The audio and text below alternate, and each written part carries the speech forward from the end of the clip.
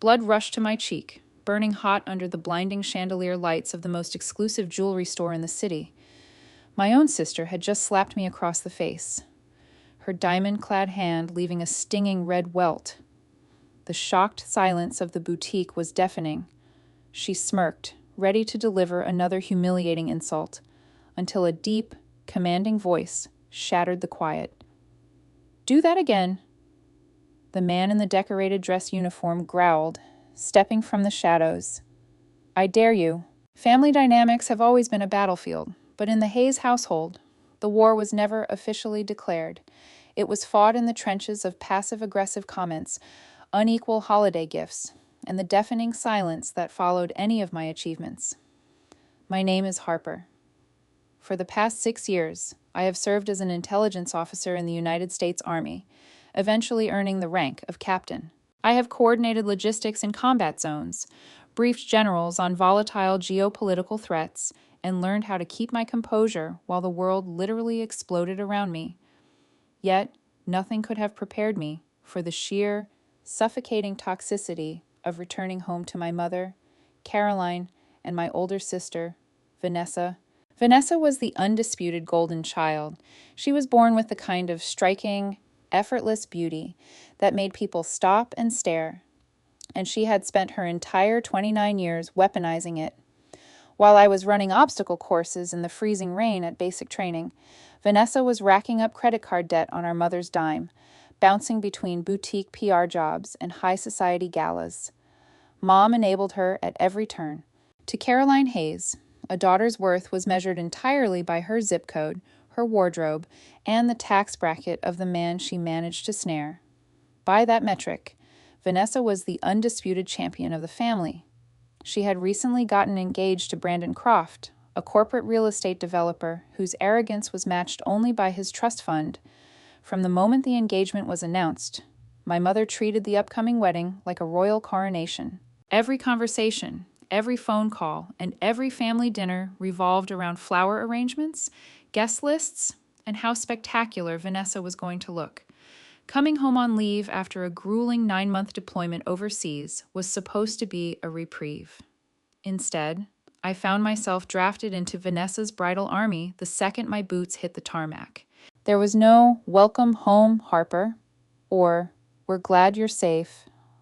There was only Caroline, waiting in the arrivals terminal, immediately critiquing my posture and complaining that my duffel bags were taking up too much room in the trunk of her luxury SUV. "You really couldn't have worn something a little more flattering?" my mother had sighed, looking me up and down as I threw my gear into the car. I was wearing my standard OCP uniform, camouflage, combat boots, my hair pulled back into a regulation bun. It was what I flew in. It was my life. "Good to see you too." "Mom," I replied, the exhaustion of a 14-hour flight seeping into my bones. "I literally just got off a military transport." "Well, you need to change the minute we get back to the house," she snapped, her manicured fingers tapping impatiently on the steering wheel. "Vanessa has an appointment at Kensington Jewelers at 3 o'clock. We are picking out the custom wedding bands, and she specifically requested you be there." That should have been my first red flag. Vanessa never wanted me around for anything glamorous. To her, I was an embarrassing eyesore, the rugged, unpolished soldier sister who didn't know the difference between Prada and Gucci. She usually went out of her way to exclude me from her high-end shopping sprees. So, the fact that my attendance was mandatory meant there was a catch. I just didn't realize how deep the trap was set. When we arrived at the house, I barely had time to shower. I changed into a neat pair of dark slacks and a pressed button-down shirt. It was clean, conservative, and comfortable. Vanessa took one look at me as she swept down the staircase and visibly shuddered. She was wearing a silk designer blouse, tailored trousers, and heels that probably cost more than my monthly housing allowance. "Is that what you're wearing?" Vanessa asked, her voice dripping with that familiar, syrupy condescension. She walked past me, leaving a trail of heavy, expensive perfume in her wake. "You look like a substitute math teacher, Harper. Try not to stand too close to me when we go inside. The paparazzi might think I'm doing charity work." I clenched my jaw, reminding myself of the breathing exercises I used to steady my heart rate on the rifle range. I'm here because Mom said you wanted me here. Vanessa, do you want me to come or not? Oh, you're coming, Vanessa said, flashing a smile that didn't reach her cold, calculating eyes. We need you today. It's a sisterly bonding experience. The car ride to the city was an exercise in psychological endurance. Caroline spent the entire 45 minutes praising Brandon Croft's financial portfolio, talking about how he had just closed a multi-million-dollar commercial deal. Then, predictably, she turned her sights on me. She asked when I was finally going to quit playing soldier and find a real job, perhaps something in human resources where I could meet a nice corporate man. I stared out the window, watching the city skyline approach, gripping the door handle so tightly my knuckles turned white. I had survived mortar fire. I could survive an afternoon of jewelry shopping. Or so I thought. Kensington Jewelers was the kind of establishment that didn't just have a security guard. It had an imposing man in a tailored suit standing behind a velvet rope. The interior smelled of polished mahogany, fresh lilies, and exorbitant wealth. As soon as we stepped through the heavy glass doors, the store manager, a slick, silver-haired man named Anthony Rossi, materialized out of thin air to greet us. Mrs. Hayes, Vanessa, what an absolute pleasure, Anthony cooed, practically bowing as he ushered us toward a private viewing room in the back. He didn't even glance in my direction. I was essentially invisible, an accessory to their extravagance. I trailed behind them, feeling the weight of the judgmental stares from the other wealthy patrons.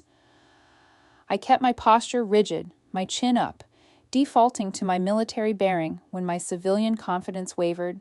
The private room was lined with velvet-cushioned chairs and mirrored tables. Anthony brought out a silver tray bearing 2 crystal flutes of champagne for my mother and sister. He didn't offer me one, and I didn't ask. I stood quietly by the wall, arms crossed, watching as Anthony began pulling out velvet trays lined with diamonds that caught the light like shattered glass.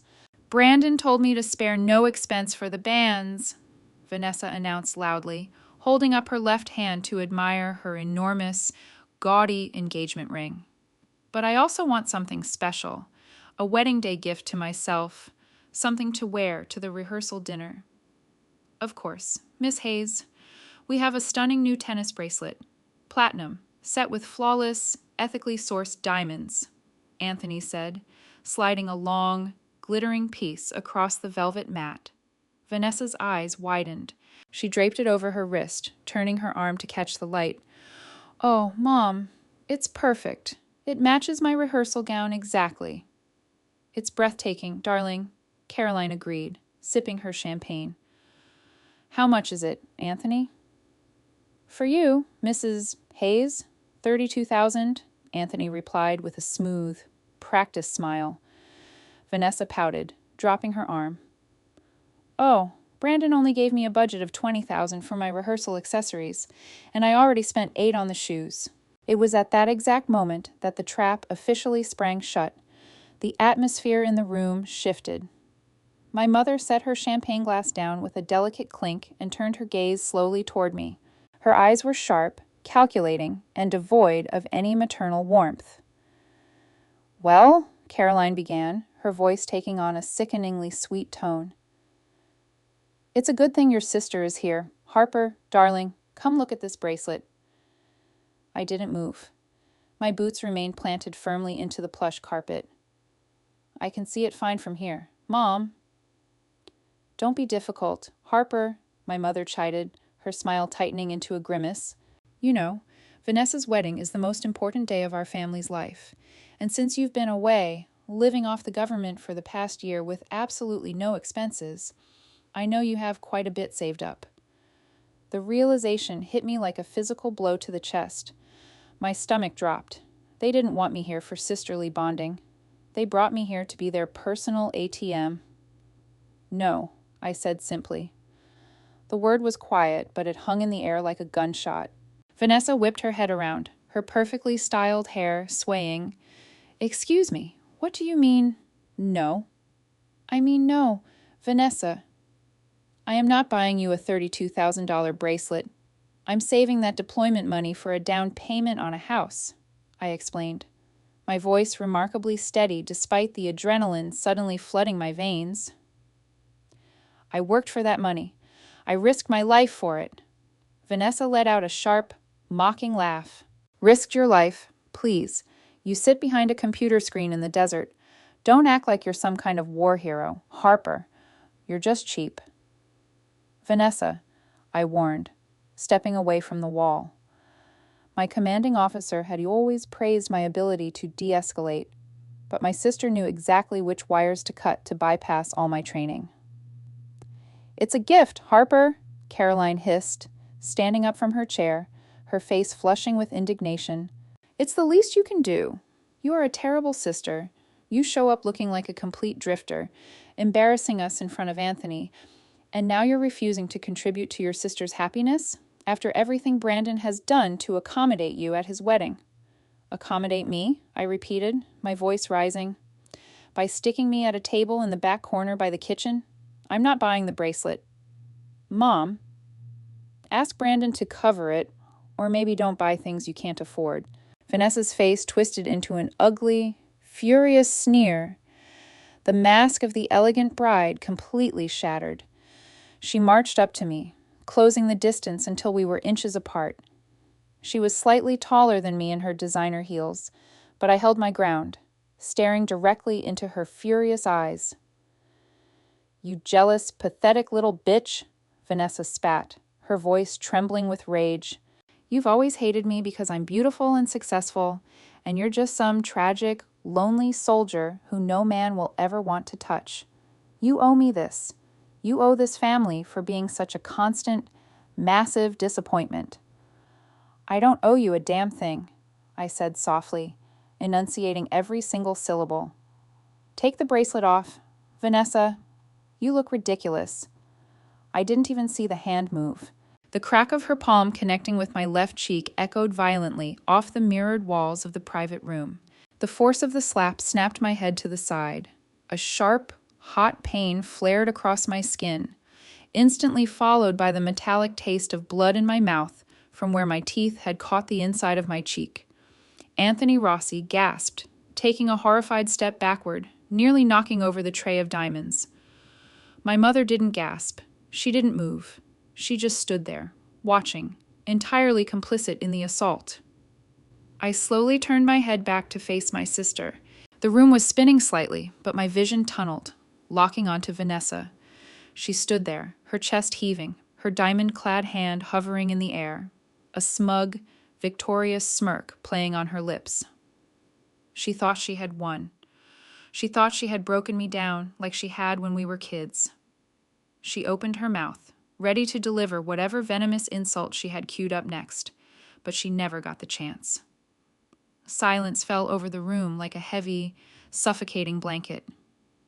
The stinging heat on my left cheek was a stark contrast to the icy, terrifying stillness that had suddenly seized the private viewing area of Kensington Jewelers. Vanessa's smug smile was permanently etched onto her face, completely unaware of the massive shadow looming just outside the frosted glass doors of our enclave. Before my sister could draw breath to spew her next venomous insult, the heavy mahogany door swung open with a violent, authoritative thud. "Do that again!" A deep, gravelly voice thundered, vibrating with such intensity that it rattled the crystal champagne flutes on the mirrored table. "I dare you!" Footsteps, heavy and deliberate, echoed against the hardwood floor as a towering figure stepped into the harsh, glamorous lighting of the showroom. It was Colonel Jonathan Reed. He was a man whose reputation preceded him across 3 different military installations, a legendary Special Forces commander with a chest full of medals and a gaze that could melt steel. He was dressed in his Class A uniform, the dark green fabric impeccably pressed, the silver eagles on his shoulders gleaming under the chandeliers. He must have been in the city for the annual military gala, but in that moment, he looked like the wrath of God descending upon a high society tea party. Anthony Rossi, the usually smooth-talking store manager, visibly recoiled, pressing his back against the velvet-lined wall. My mother, Caroline, dropped her jaw, her perfectly manicured hand flying to her pearl necklace in a gesture of pure, unadulterated shock. Vanessa, ever the arrogant socialite, spun around, her eyes flashing with indignant fury. "Excuse me, who do you think you are barging in here? This is a private appointment." Colonel Reed ignored her entirely. His steel-gray eyes bypassed the furious bride and locked directly onto me. The hardened lines around his face softened for just a fraction of a second, registering the red, swelling handprint currently blooming across my face. "Captain Hayes," Colonel Reed said, his voice dropping to a measured, dangerous calm. "Report." I instinctively snapped my boots together, my spine straightening into rigid military posture despite the civilian clothes I was wearing. The pain in my cheek was throbbing, but my training overrode the humiliation. "Situation is stable, sir. Just a civilian disagreement." "It didn't look stable from the hallway, Captain," the colonel replied, taking a slow, predatory step closer to Vanessa. "It looked like a civilian was physically assaulting an officer of the United States Army in an unprovoked attack." Vanessa let out a shrill, condescending laugh, crossing her arms over her expensive silk blouse. "Oh, please, she's my sister, and she's being an absolute brat. I'm simply putting her in her place. Now, I suggest you leave before I have Anthony call security to escort you out. You're interrupting my wedding preparations." The temperature in the room seemed to drop by 10 degrees. Colonel Reed slowly turned his head to look at Vanessa, inspecting her the way one might inspect a termite infestation. "Putting her in her place?" Colonel Reed repeated, the sheer disbelief in his tone dripping with lethal sarcasm. "Ma'am, do you have any earthly idea what your sister's place actually is?" Caroline finally found her voice, stepping forward with a shaky, placating smile. "Now, see here, officer, or whatever you are. This is a family matter.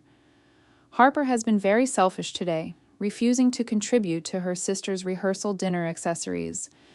We are handling it. Handling it by slapping her across the face in a public establishment?" The colonel's voice rose, the command presence bleeding out and filling every corner of the room. He stepped between me and my family, a human shield of olive drab and imposing authority. "Let me educate you on who you just put your hands on. 2 years ago, in the Al Anbar province, an insurgent mortar shell hit a command post.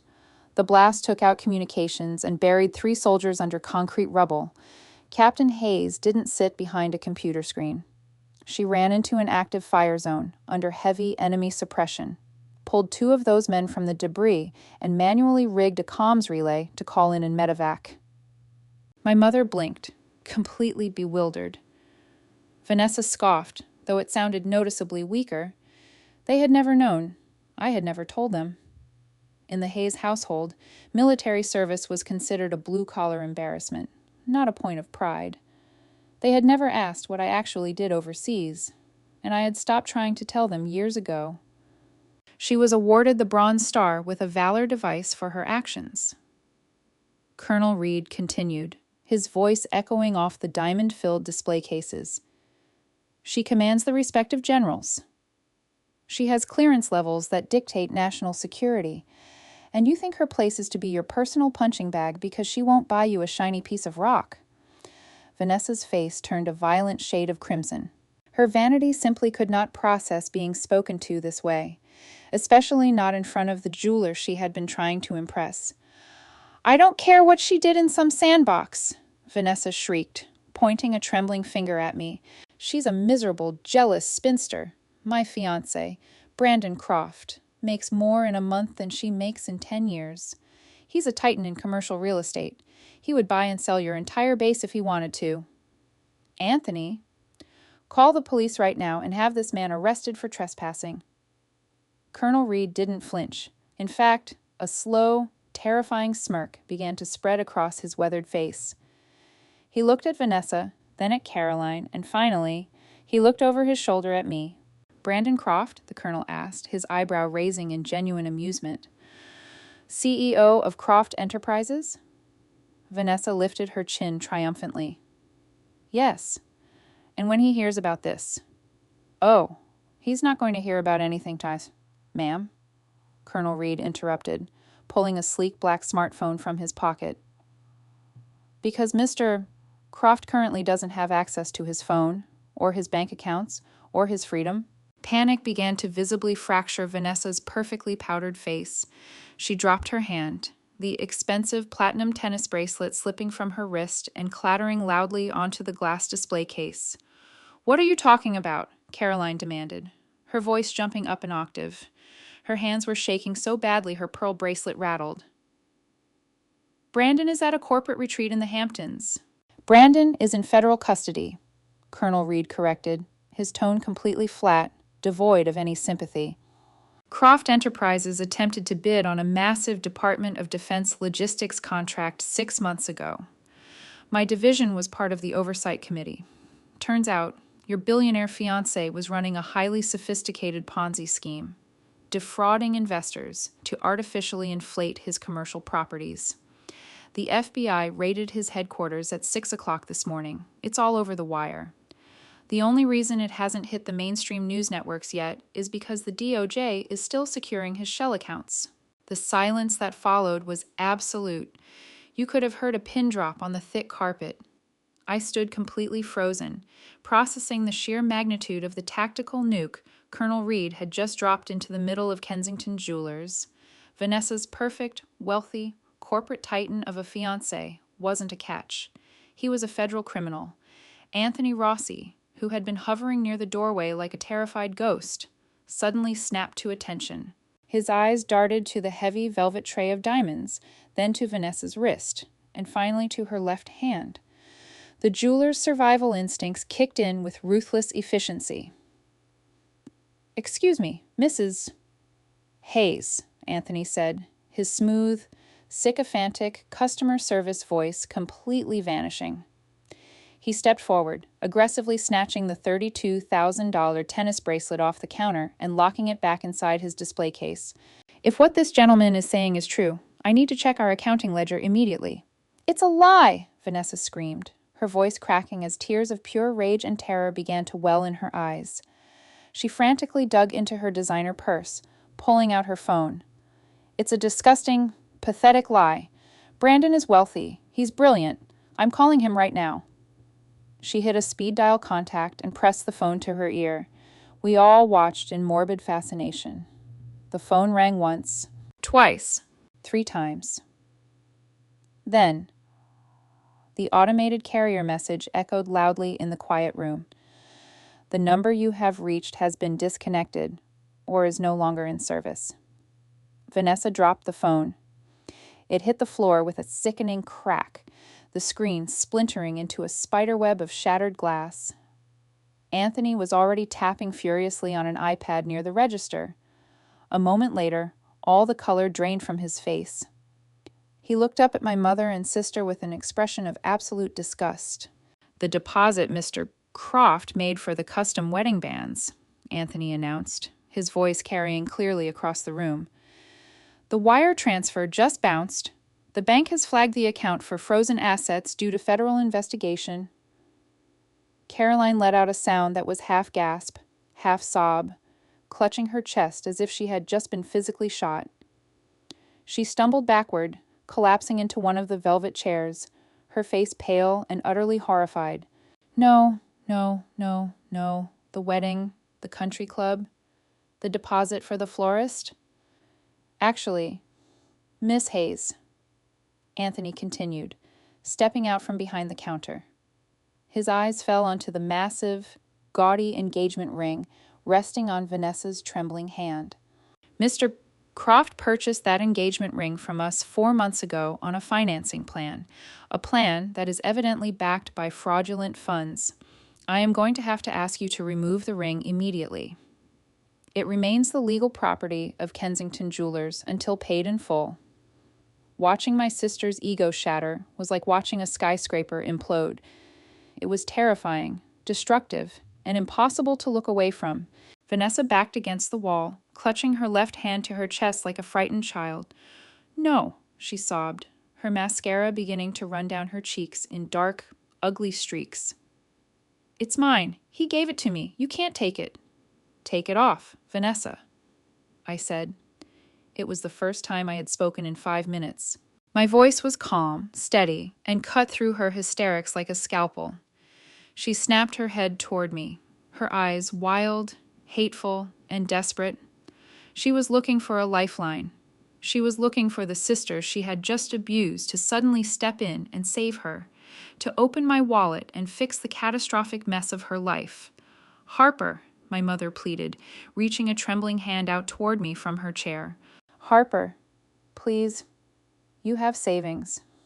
You can cover the ring, just until Brandon clears up this misunderstanding. You can't let your sister be humiliated like this. I looked down at my mother, the woman who had enabled my abuser, the woman who had watched her oldest daughter assault her youngest and hadn't even blinked. I don't owe you a damn thing. I repeated my earlier words, feeling an immense, liberating weight lift off my shoulders. I looked at Vanessa, who was currently wrestling the ring off her finger as Anthony threatened to call the police. Have a nice wedding, Vanessa. If you can still afford the stamp for the invitations. I turned on my heel, executing a sharp, perfect about-face. Colonel Reed gave me a curt nod, stepping aside to let me lead the way out of the private viewing room. As I walked out into the main showroom, the sounds of my mother's hysterical weeping and Vanessa's furious screaming faded behind the heavy mahogany door. We stepped out of the freezing air conditioning of Kensington Jewelers and onto the sunlit, bustling sidewalk of the city. The noise of traffic and pedestrians washed over me, grounding me in reality. Thank you, Colonel, I said, looking up at the imposing officer. Don't thank me, Captain, Colonel Reed grunted, adjusting his service cap. You earned your respect on the field. Don't ever let anyone, not even blood, tell you you haven't. Now, get some ice on that cheek. You're reporting for a debrief at 0800 on Monday, and I expect you looking sharp. Yes, sir. I smiled, genuinely smiling for the first time since my leave began. I walked away, leaving the wreckage of my toxic family behind me. I didn't look back. I didn't need to. I had a house to buy, a career to dominate, and for the first time in my life, absolute peace of mind. Walking away from Kensington Jewelers felt like stepping out of a suffocating vacuum and finally filling my lungs with crisp, oxygen-rich air. The throbbing in my left cheek had dulled to a persistent ache, a physical reminder of the bridge that had just been burned to ash. I hailed a cab, giving the driver the address to the Grant Hotel, a high-end establishment downtown. For years, I had saved my deployment pay, living frugally and investing wisely, while Vanessa had spent her 20s chasing luxury on our mother's dime. I had built a fortress of financial security. Checking into a premium suite was a small, well-deserved luxury after the explosive chaos of the afternoon. Once inside the quiet, immaculate room, I walked straight to the bathroom mirror. The red welt on my face had begun to fade into a faint, ugly bruise. I pressed a cold towel against it, letting the icy relief seep into my skin. My phone had been vibrating relentlessly in my pocket since I stepped into the cab. I finally pulled it out and tossed it onto the pristine white duvet of the king-size bed. The screen was a chaotic waterfall of notifications. There were 27 missed calls from Caroline and 14 text messages from Vanessa, each one escalating in desperation and venom. You selfish coward. Pick up the phone. Read the first text from Vanessa. Harper, please call us. The country club is threatening to cancel the venue. We need a credit card on file immediately. Read a message from my mother. The absolute delusion was staggering. Even after watching her golden child's entire fabricated life disintegrate, Caroline's first instinct was to pivot to me as the emergency backup fund. I muted the phone, walked over to the minibar, poured myself a glass of sparkling water, and turned on the television. It didn't take long to find what Colonel Reed had been talking about. It was the top story on every major news network. The chyron across the bottom of the screen read, "Real estate titan Brandon Croft indicted in massive Ponzi scheme." Helicopter footage showed federal agents carrying boxes of hard drives and files out of the sleek glass and steel headquarters of Croft Enterprises. The reporter detailed how Croft had systematically defrauded private investors, falsified commercial property valuations, and used new investments to pay off the dividends of older ones. It was a classic, devastating scam, and the house of cards had finally collapsed. I watched the screen, feeling a strange mixture of relief and disgust. Vanessa had hitched her wagon to a criminal, and she had been perfectly willing to let him belittle me for my military service while he was quietly stealing millions. I ordered room service, took a long, hot shower, and went to bed with a profound sense of peace. The storm was raging outside, but I was safely insulated from it. Or so I thought. The next morning, at precisely 700 hours, my phone rang. The caller ID did not display my mother's number or my sister's. It was a blocked federal number. My military training kicked in, shaking away the last remnants of sleep. I answered with crisp professionalism. "Captain Hayes speaking." "Captain Harper Hayes. Good morning.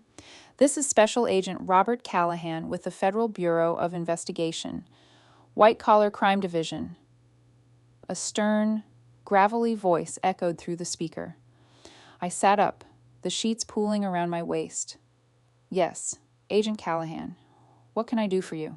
"I apologize for reaching out so early, Captain, but we are currently unraveling the financial web surrounding Brandon Croft. During our audit of Croft's secondary shell accounts and off-book ledgers early this morning, your name came up." My heart skipped a beat. "My name? Agent Callahan. I have absolutely no ties to Brandon Croft. I've met the man exactly 3 times at family dinners. I've never done business with him. We are aware of your military record, Captain, which is exactly why this discrepancy stood out to our analysts," Agent Callahan replied, his tone remaining carefully neutral. "However, 3 months ago, a line of credit for $150,000 was opened at Vanguard National Trust. The loan was secured using your Social Security number, your military housing allowance as proof of income, and your signature as the primary guarantor. The funds were immediately transferred to a joint account held by Brandon Croft and your sister, Vanessa Hayes." The hotel room seemed to tilt on its axis. The air vanished from my lungs. $150,000. "Captain Hayes, are you still there?" "I'm here," I managed to choke out, gripping the phone so tightly the plastic creaked. "Agent Callahan, I have been deployed overseas for the past 9 months. I have never authorized a line of credit. I have never signed a document for Vanguard National Trust." "That is exactly what we suspected," Callahan said, the professionalism in his voice giving way to a faint trace of sympathy. "Given the nature of Mr. Croft's collapsing finances, we believe your sister may have panicked when his legitimate cash flow froze. We suspect she utilized your personal information to secure this bridge loan under the guise of wedding expenses. I need you to come down to the federal field office today. If you did not authorize this, you are the victim of aggravated identity theft and wire fraud." A cold, terrifying fury began to build in my chest, completely eclipsing the sting of the slap from the day before. Vanessa hadn't just insulted me. She hadn't just hit me. She had actively stolen my identity, leveraging my hard-earned federal clearance and financial stability to fund her pathetic delusion of grandeur. She had effectively tried to ruin my life to preserve hers. "I'll be there in 20 minutes, Agent Callahan," I said, my voice dropping to a glacial, lethal whisper. "Have the affidavits ready. I'm pressing full charges." Sitting in the sterile, fluorescent-lit interrogation room of the FBI field office felt entirely different from a military briefing. The air smelled of stale coffee and industrial cleaner. a jarring contrast to the heavy perfume and mahogany of Kensington Jewelers. Special Agent Robert Callahan slid a manila folder across the metal table. He was a broad-shouldered man with weary eyes and a graying mustache, looking exactly like a man who spent 50 hours a week hunting white-collar criminals. I opened the folder. Inside were copies of the loan applications, bank statements, and a terrifyingly accurate photocopy of my birth certificate and passport. She had access to a safety deposit box that your mother maintains, Agent Callahan explained, pointing a thick finger at the documents. According to our timeline, Brandon Croft's primary accounts were frozen by early-stage SEC inquiries about 4 months ago. He couldn't access his liquid cash, which meant the extravagant wedding planning was going to hit a brick wall. So Vanessa took matters into her own hands, I said, staring at the signature on the bottom line of the Vanguard loan agreement. It was a sloppy, rushed imitation of my handwriting. She stole my documents, forged my signature, and took out a massive loan using my credit. Yes, ma'am, $150,000. The funds were used to secure the country club, a private florist, and a deposit on a yacht for the reception, Callahan confirmed. He leaned back in his chair, folding his arms. Identity theft is a federal offense. Captain. Aggravated identity theft, considering the amount, carries a mandatory minimum sentence because the funds were tied to a known fraudulent enterprise. It crosses into federal wire fraud territory. If you sign this affidavit stating you did not authorize this loan, we will issue a warrant for your sister's arrest by the end of the day. I didn't hesitate. I reached into my breast pocket, pulled out my tactical pen, and signed the affidavit with bold, decisive strokes. I pushed the paper back across the table. Lock her up. Callahan raised an eyebrow, clearly surprised by my lack of hesitation. No internal conflict, Captain. We see a lot of family fraud cases. Most victims struggle with the idea of sending their own blood to federal prison. My sister ceased being blood the moment she tried to financially bury me while I was serving in a combat zone, I said coldly. But Agent Callahan, before you arrest her, I need to see them. Both of them. They think I ran away to lick my wounds. I want to look them in the eye when they realize it's over. Callahan thought for a moment, then nodded slowly. We need a recorded confession to make the indictment absolutely bulletproof. If you can get her to admit to the forgery on tape, I'll have agents waiting outside. 2 hours later, I was sitting in a worn vinyl booth at O'Connor's Diner, a greasy spoon located exactly halfway between my hotel and my mother's suburban house. I had sent a single text to Caroline, "Meet me at O'Connor's. We need to talk about the money." Predictably, they showed up within 20 minutes. The transformation in both women was staggering. Vanessa looked like a ghost of the glamorous socialite from the jewelry store. Her eyes were bloodshot and swollen. Her hair was tied back in a messy knot, and she was wearing an oversized hoodie. Caroline looked equally haggard, clutching her designer purse like a life preserver. They slid into the booth across from me. Caroline leaned forward instantly, her eyes wide with desperate urgency. "Harper, thank God," my mother breathed, reaching across the sticky table to try and grab my hand. I pulled my hand back, resting it on my lap. "You have to help us. The news is everywhere. Brandon's lawyers won't even take Vanessa's calls. The vendors are demanding their final payments, and the country club is threatening to sue us for breach of contract. It's a nightmare. Harper," Vanessa chimed in, her voice trembling. "My life is ruined. Everyone at the club is laughing at me. You have to give us your savings, just to cover the immediate debt so we don't get sued." I stared at them, letting the silence stretch out until the tension in the booth became unbearable. I reached into my pocket, turning on the audio recorder on my phone, and set it face down on the table. "I'm not giving you a dime, Vanessa," I said evenly. "Especially not after you stole $150,000 in my name." Vanessa froze, all the color drained from her face, leaving her looking sickly and pale. Caroline gasped, her hand flying to her mouth. I don't know what you're talking about," Vanessa stammered, her eyes darting toward the door as if she were plotting an escape route. Vanguard National Trust, 3 months ago. I pressed, my voice remaining perfectly level, though the command edge was sharper than a combat knife. You broke into Mom's safety deposit box, stole my passport, and forged my signature on a bridge loan to pay for your ridiculous wedding. The FBI called me this morning. Vanessa. Caroline let out a high-pitched sob. Oh, Vanessa, I told you this was a bad idea. My head snapped toward my mother. You knew? Caroline shrank back into the booth, tears streaming down her face. She was desperate. Harper, Brandon said his assets were just temporarily tied up in an audit. Vanessa just needed a bridge loan to keep the wedding on track. We knew you wouldn't lend it to her if we asked, but you're single. You live on a military base. You have no expenses. You can easily pay off a small loan like that over time.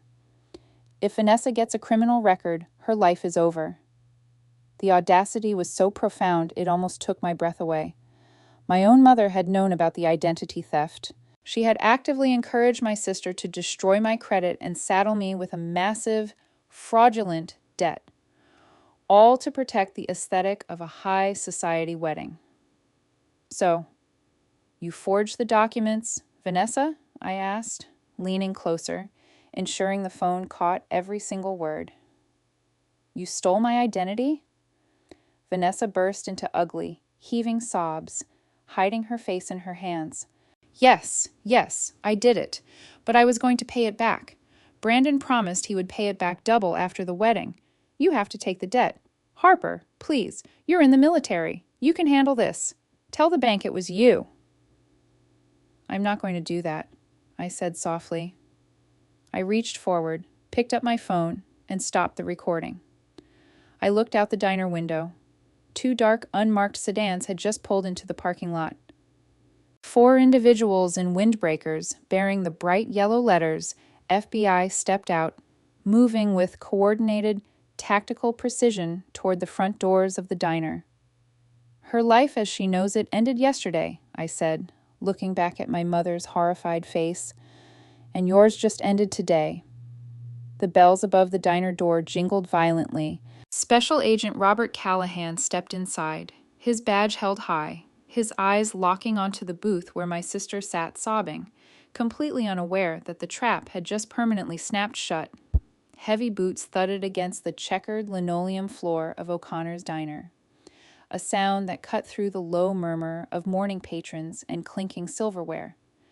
The sheer presence of 4 federal agents moving in tactical unison caused the entire restaurant to fall dead silent. Special Agent Robert Callahan led the wedge, his badge clipped to his belt and a pair of heavy steel handcuffs already drawn. He didn't even look at me. His eyes were locked entirely on the target sitting across the sticky vinyl table.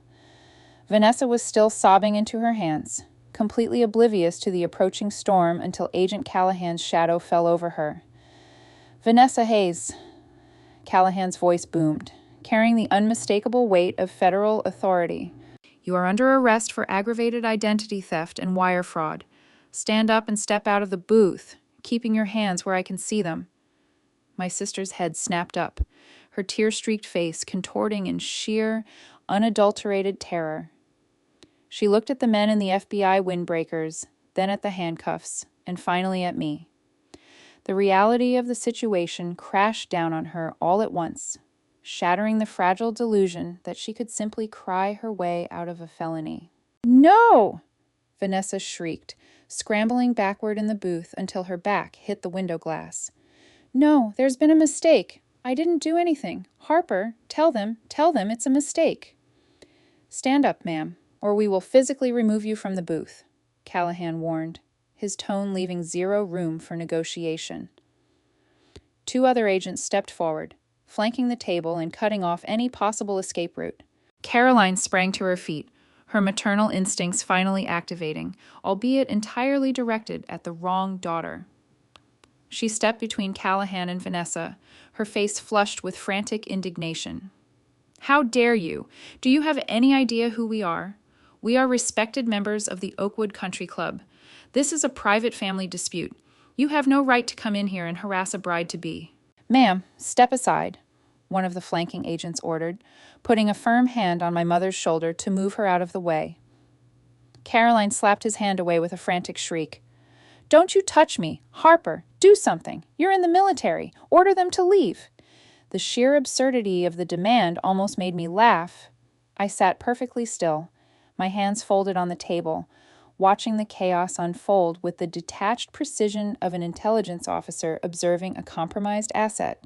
They don't work for me, Mom, I stated calmly, picking up my phone and sliding it into my jacket pocket. And even if they did, I wouldn't stop them. She made her bed. Now she gets to sleep in a federal holding cell. Vanessa lunged across the table, knocking over a half-empty glass of water. She tried to grab my jacket, her perfectly manicured nails clawing at the fabric. You miserable bitch, you planned this. You wore a wire. I'm your sister. You're ruining my life over money you don't even need. Before her fingers could find purchase, Callahan lunged forward. He grabbed Vanessa's wrist, twisting it behind her back with practiced efficiency, and hauled her out of the booth. She screamed, a high-pitched, guttural sound of pure panic, as he slammed her gently but firmly against the edge of the table, clicking the cold steel cuffs securely around her wrists. Vanessa Hayes, you have the right to remain silent, Callahan began, reciting the Miranda warning as my sister thrashed and wailed against his grip. Anything you say can and will be used against you in a court of law. Mom, do something. Call Brandon's lawyers. Call somebody.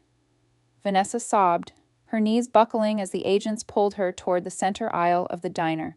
Every single patron in the restaurant had their smartphones out, recording the spectacular downfall of the city's most arrogant socialite. Caroline was hyperventilating, her chest heaving as she dug through her designer purse for her phone. I'm calling the mayor. I'm calling the governor. This is an outrage. You're making a terrible mistake. Callahan finished reading Vanessa her rights and handed her off to two agents who began marching her toward the door. Then, he turned back around. His eyes settled on Caroline, cold and unyielding. Caroline Hayes, Callahan said, pulling a second pair of handcuffs from his belt. My mother froze, her phone slipping from her trembling fingers and clattering to the floor. What? Based on the recorded statements just acquired, you are being placed under arrest as an accessory to wire fraud and conspiracy to commit identity theft, Callahan declared, stepping forward. You provided the safety deposit box, supplied the stolen documents, and possessed prior knowledge of the fraudulent loan. No, Caroline whispered, all the color draining from her face. The indignant socialite vanished, replaced by a terrified, fragile woman who suddenly realized the rules of reality applied to her as well. No, I'm just a mother. I was just trying to help my daughter. You can't arrest me. I have a tennis match at 2:00. Turn around and place your hands behind your back. Mrs. Hayes, Callahan ordered. Caroline didn't fight. The fight had completely left her. She turned around, weeping softly as the heavy cuffs locked around her wrists. She cast one final, devastating look over her shoulder at me. How could you do this to your own family, Harper? She choked out, tears ruining her expensive makeup. We are your blood. You stopped being my family the second you decided my future was expendable, I replied, my voice steady, betraying none of the complicated grief churning in my stomach. Goodbye, Mom. I watched as Special Agent Callahan escorted my mother out the glass doors, the bells jingling a cheerful, mocking tune. Outside, they loaded Vanessa into one black sedan and Caroline into another. The flashing red and blue lights illuminated the dreary morning, painting the diner parking lot in harsh, unforgiving strokes. I signaled the waitress, pulled a $20 bill from my wallet, and left it on the table to cover the untouched coffees. I walked out into the cool air, finally free from the toxic anchors that had weighed me down my entire life. Monday morning arrived with the crisp, unforgiving clarity that only a military installation can provide. The polished concrete hallways of the Department of Defense Regional Annex hummed with quiet efficiency, a stark and welcome contrast to the hysterical perfume-soaked drama of the weekend. I walked through the security checkpoints, flashing my credentials, feeling the familiar, comforting weight of my uniform. My hair was pulled back into a regulation bun, my boots were shined to a mirror finish, and the faint, yellowish bruise on my left cheek was the only lingering evidence of my civilian nightmare. Colonel Jonathan Reed's office was located at the far end of the intelligence corridor, behind a heavy steel door equipped with a biometric scanner. When I entered, he was already seated behind a massive oak desk, surrounded by stacks of classified dossiers and glowing computer monitors. He looked up, his steel-gray eyes assessing me instantly. "Captain Hayes, take a seat," he ordered, gesturing to the leather chair opposite him. "Good morning, Shisha, sir," I said, executing a crisp salute before sitting down, maintaining perfect military posture. Reed leaned back in his chair, folding his hands over his stomach. "I read the field report from Special Agent Callahan. You handled the situation at the diner with textbook precision. The recording you secured gave them everything they needed to fast-track the indictments. Both your mother and sister were denied bail pending federal arraignment due to the flight risk associated with Croft's remaining hidden assets." "Thank you, sir." "I'm just glad it's over," I said, keeping my tone professional. "That's the problem, Captain." Colonel Reed sighed, leaning forward and steepling his fingers. "It isn't over. In fact, your family drama just became a matter of national security." The temperature in the room seemed to drop. I stiffened, my intelligence training instantly overriding my personal relief. "Sir, I don't understand. Brandon Croft was running a civilian Ponzi scheme. That's what we wanted the media to report to avoid spooking the real targets," Reed corrected, tapping a thick, red-stamped file on his desk. He slid it across the polished oak toward me. "Open it." I flipped the heavy cardstock cover. Inside were surveillance photos of Brandon Croft meeting with men I immediately recognized from intelligence briefings, men affiliated with the Crowitz Syndicate, a heavily sanctioned, state-sponsored, organized crime ring known for funneling weapons and laundering money for hostile foreign regimes. Croft wasn't just scamming country club investors, Reed explained, his voice dropping to a low, lethal hum. He was laundering millions for the syndicate through his commercial real estate fronts. The DoD logistics contract he bid on? That was a Trojan horse. He was trying to get his shell companies onto military installations to establish supply chain vulnerabilities for his foreign handlers. My stomach twisted into a cold, hard knot. "He's a foreign asset." "He is, and he's smart," Reed continued. "When Croft realized the SEC and our division were closing in on his primary accounts, he panicked. He needed to hide his encrypted ledgers, the actual digital trails connecting him to the syndicate. He couldn't keep them at his properties, and he couldn't trust his criminal associates. A horrifying realization began to dawn on me. He hid them with Vanessa. Exactly. Reed nodded grimly. He used his oblivious, materialistic fiancé as a blind drop. The FBI searched Vanessa's apartment and your mother's house over the weekend. They found nothing. But intelligence suggests Croft transferred a physical, encrypted hard drive into Vanessa's possession, disguised as a wedding gift, right before he was arrested. I closed my eyes, a fresh wave of fury washing over me. Vanessa's vanity wasn't just toxic, it had made her an unwitting accomplice to an international money laundering syndicate. Because you are her sister, and because Croft used your identity to secure that fraudulent bank loan, your security clearance is currently under emergency review by the Pentagon, Colonel Reed stated, his tone apologetic but firm. Standard protocol dictates that anyone with financial ties to a foreign asset, even fraudulent ones, must be suspended pending a full counterintelligence investigation. Panic flared in my chest. My career was everything. It was my identity, my pride, the only thing I had ever truly built for myself. "Colonel, I had no knowledge of this. I handed her over to the FBI myself." "I know that, Harper. I watched you get slapped for refusing to play their games, Reed said, using my first name, a rare breach of protocol that signaled his absolute trust in me. I went to bat for you with the review board. I told them suspending you would be a colossal tactical error, because right now, you are the only person who can figure out where Vanessa hid that drive. I blinked, processing the shift in the conversation. Me, sir? Your sister is sitting in a federal holding cell, refusing to speak to the FBI unless they guarantee her immunity and a customized prison uniform, Reed said dryly. She doesn't realize the danger she is in. The syndicate knows she has the drive. If they get to her before we do, or if they find out where she stashed it, we lose the entire financial network, and Vanessa loses her life. Colonel Reed pushed a secure tablet across the desk. It displayed a live feed of Vanessa sitting in a bleak interrogation room, looking absolutely miserable in a gray jumpsuit. The FBI has temporarily transferred custody to a joint task force. You are officially read in, Colonel Reed commanded, his eyes locking onto mine with fierce intensity. You know how she thinks. You know her vanities, her hiding spots, her twisted logic. I need you to go into that room, break down whatever psychological walls she has left, and find out where she put the drive. Your clearance, and potentially her life, depends on it. I looked down at the tablet, watching my sister shiver in the cold holding cell. She had tried to destroy me. Now, ironically, I was the only thing standing between her and a ruthless cartel. Understood, sir, I said, standing up and retrieving the file.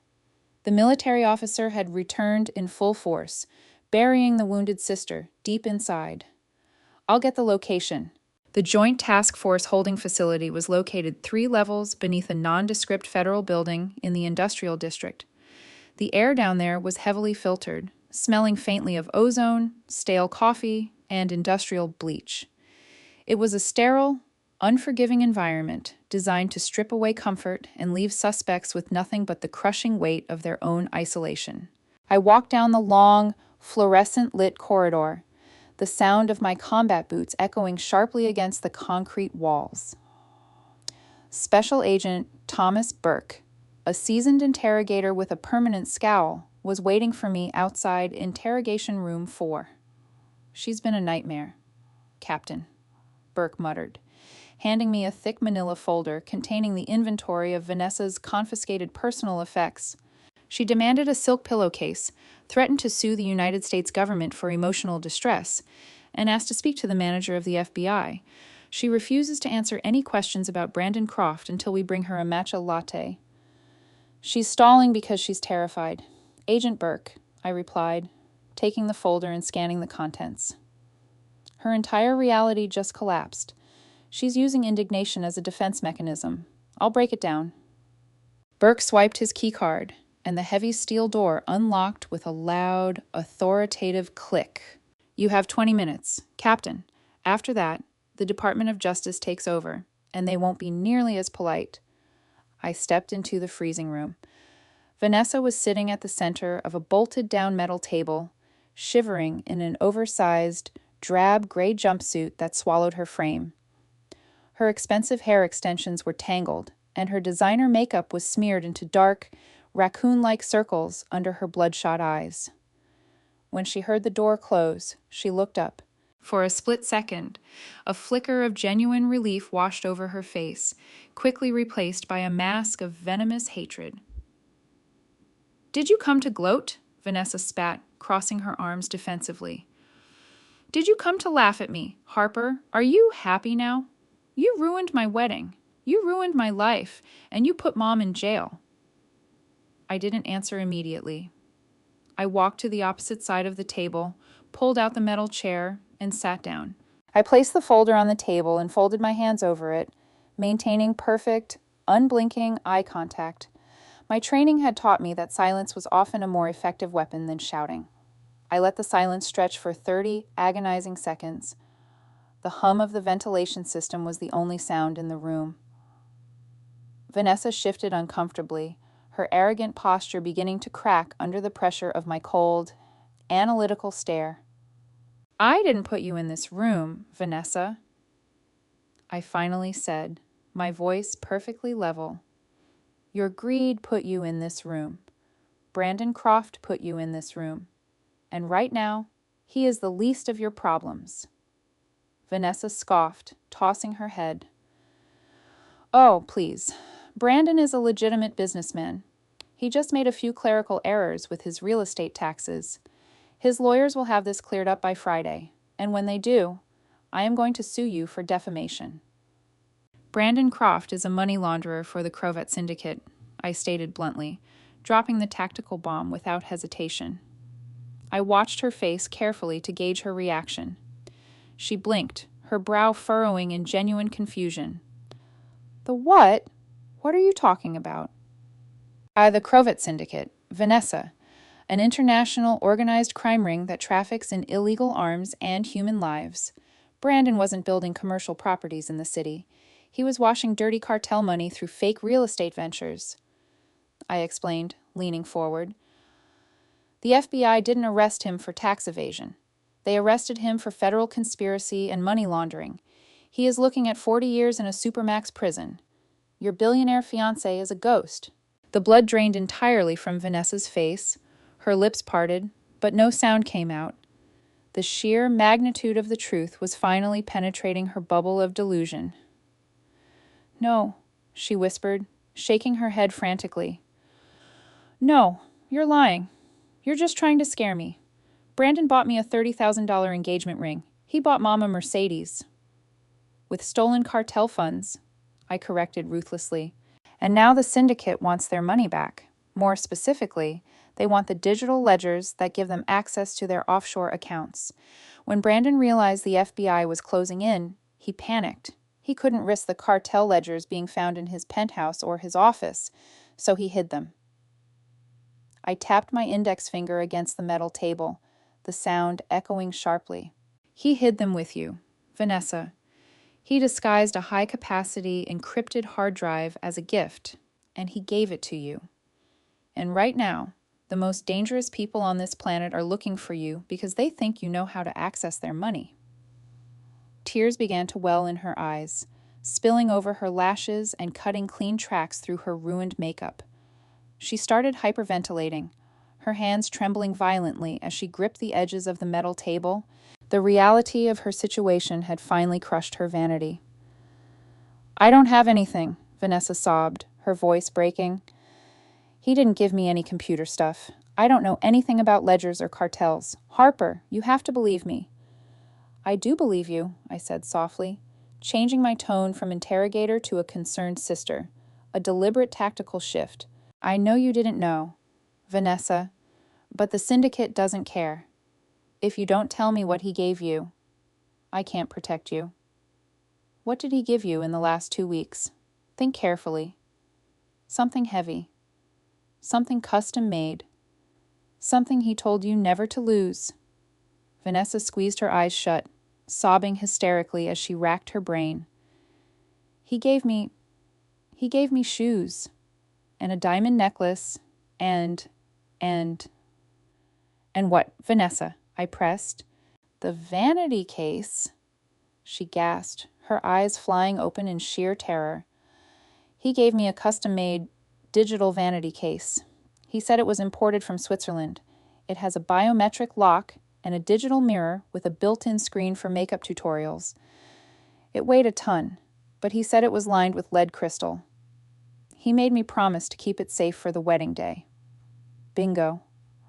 A digital vanity case with a biometric lock. A perfectly disguised housing unit for an encrypted server drive. Where is it, Vanessa? I asked, standing up. It's not at my apartment, she cried out, reaching across the table as if to grab me. I didn't want the maid to scuff it. I took it to the Oakwood Country Club yesterday. I put it in the private safe in the VIP bridal suite. I burst out of the interrogation room, nearly colliding with Agent Burke. I didn't stop moving, pulling my encrypted phone from my pocket and immediately dialing Colonel Reed's direct line. We have the target, I said the second the line connected. It's a bespoke digital vanity case, currently secured in the VIP bridal suite safe at the Oakwood Country Club. Target was deposited yesterday afternoon. Copy that. Captain, Colonel Reed's voice crackled through the receiver, crisp and urgent. "I'm scrambling an FBI hostage rescue team and a DoD tactical unit now. We need to secure that drive before the syndicate realizes Croft used a country club as a blind drop. Get to the extraction point on the roof. You're flying with the strike team." "Sir, I'm an intelligence officer, not a door kicker," I reminded him, though my adrenaline was already surging. "You're the only one who knows exactly what this case looks like, and you're the only one who can bypass country club security without causing a civilian panic," Reed countered. "Wheels up in 5 minutes. Harper, don't be late." Within 10 minutes, I was strapped into the back of a blacked-out tactical helicopter, the heavy thud of the rotor blades vibrating through my chest. I was surrounded by 6 heavily armed operators, dressed in full tactical gear. I had traded my dress uniform jacket for a Kevlar vest, my sidearms secured tightly at my hip. The flight from the federal building to the affluent suburbs took less than 15 minutes, but it felt like an eternity. I reviewed the floor plans of the Oakwood Country Club on a digital tablet. The VIP bridal suite was on the 2nd floor, overlooking the 18th hole, isolated from the main dining halls. "Listen up," the strike team leader, a burly man named Miller. Wait, no. A burly man named Sergeant Jackson yelled over the noise of the rotors. "We are inserting into a civilian-heavy environment. Concealed weapons, low profile until we reach the 2nd floor. Captain Hayes takes the lead. We follow her play." The helicopter flared, touching down smoothly on a private maintenance clearing behind the golf course's tree line to avoid alerting the main clubhouse. We disembarked quickly, moving in a staggered tactical formation through the manicured trees. The Oakwood Country Club was a massive, sprawling estate built in a colonial style, with stark white pillars and sprawling verandas. It was the epitome of old money and arrogant wealth, the exact kind of place Vanessa had always worshipped, and the exact kind of place a cartel would exploit for its blind spots. I took the lead as we approached the rear service entrance. I holstered my weapon, smoothing down my shirt to look as non-threatening as possible, despite the tactical vest hidden beneath my windbreaker. I pushed through the heavy wooden doors and walked straight into the bustling industrial kitchen. The kitchen staff froze, staring in shock at the grim-faced men trailing silently behind me. "Federal agents, keep working, remain silent," Sergeant Jackson murmured to a terrified sous chef as we bypassed the stoves and headed for the service elevators. We rode the elevator to the 2nd floor in tense silence. The doors slid open to a plush, carpeted hallway lined with antique oil paintings and crystal wall sconces. It was eerily quiet up here. Too quiet. As we approached the heavy mahogany doors of the VIP bridal suite, a sudden, sharp sound echoed down the corridor. It was a muffled thud, followed by the distinct, sickening crack of a suppressed gunshot. Sergeant Jackson immediately drew his weapon, signaling the team to stack up against the wall. The low-profile approach was over. The syndicate had beaten us here. I drew my own sidearm, my heart hammering against my ribs, though my hands remained perfectly steady. This wasn't a jewelry store dispute anymore. This was a combat zone. Jackson signaled for a breach. One of the operators kicked the heavy mahogany doors right at the locking mechanism, splintering the wood and blowing the doors wide open. "FBI, drop your weapons!" Jackson roared, flooding into the room with the team. I pushed in right behind them, my weapon raised. The bridal suite was a disaster zone. The plush white sofas were slashed open, the expensive champagne displays were shattered, and standing in the center of the room were 3 men in tactical black gear. They weren't country club security. They were hardened cartel operatives. At their feet lay Peter Higgins, the arrogant club manager who had once threatened to call the police on me. He was bleeding from a gunshot wound to the leg, groaning in agony. One of the cartel men was holding the prize, a sleek, heavy, brushed steel vanity case that looked more like a nuclear football than a makeup container. The operatives didn't hesitate. They instantly raised their weapons and opened fire. The deafening roar of automatic gunfire shattered the quiet elegance of the country club. I dove behind a massive marble pillar, feeling shards of stone spray across my face as bullets chewed through the cover. "Contact front," Jackson shouted, returning fire. The air filled with the acrid smell of cordite and pulverized drywall. I peeked around the edge of the pillar, calculating the angles. The operative holding the vanity case was trying to slip out through the French doors leading to the balcony, using his two partners for covering fire. If he made it over the balcony, he would vanish into the golf course and the syndicate would have their money. I didn't think. I reverted to pure muscle memory. I dropped to a kneeling position, braced my weapon against the side of the marble pillar, and acquired my target. I exhaled, waiting for the split-second pause in the operative's movement as he reached for the balcony handle. I squeezed the trigger twice. The operative stumbled, crying out as a round caught him in the shoulder. He dropped the heavy vanity case. It hit the hardwood floor with a massive, metallic thud. The remaining two syndicate men, realizing they were outgunned and had lost the package, threw a smoke grenade onto the floor and vaulted over the balcony to escape. "Hold fire! Secure the package!" Jackson ordered, as the smoke rapidly filled the room. I kept my weapon trained on the balcony, moving forward carefully through the haze until my boot bumped against the heavy steel case. I holstered my sidearm and knelt down, running my hands over the biometric lock. It was completely intact. The cartel hadn't been able to open it yet. I picked up my radio. "Colonel Reed, this is Captain Hayes. Package secured. Repeat, package is secured." I looked down at the vanity case, shaking my head in disbelief. Vanessa's ultimate symbol of luxury, the absolute peak of her vanity, had just caused a shootout in the middle of her beloved country club. And the irony was not lost on me that the rugged soldier she had mocked at the jewelry store was the only reason she was going to live to see another day. Smoke drifted lazily through the bullet-riddled VIP bridal suite, mingling with the fine white dust of pulverized drywall. The deafening silence that followed the fierce firefight was broken only by the distant wail of approaching police sirens and the pathetic groans of Peter Higgins, the arrogant club manager who had once threatened to have me removed from the premises for wearing standard-issue combat boots, was now clutching his bleeding thigh in the center of the ruined room. Sergeant Jackson's team moved with lethal efficiency, clearing the adjacent rooms and securing the balcony while a medic rushed forward to tend to Higgins. I remained kneeled beside the brushed steel vanity case, my weapon holstered, but my hand resting instinctively on the grip. "You're going to be fine, Higgins," I stated coldly as the medic applied a tourniquet to his leg. "But you might want to reconsider your security protocols. The Oakwood Country Club just hosted a cartel hit squad." Higgins merely whimpered, his face ashen, entirely stripped of his usual country club bravado. I grabbed the heavy handle of the vanity case, hoisting it up. It weighed at least 40 pounds, the dense lead crystal lining concealing the digital secrets within. "Jackson, we have what we came for," I called out over the radio chatter. "Let's move before the local authorities lock down the perimeter. We cannot let this package get tied up in civilian evidence lockers." "Copy that, Captain," Jackson replied, waving his men toward the rear exit. "Exfil is a go. Let's move out." The flight back to the Joint Task Force facility was a blur of adrenaline and tactical debriefings.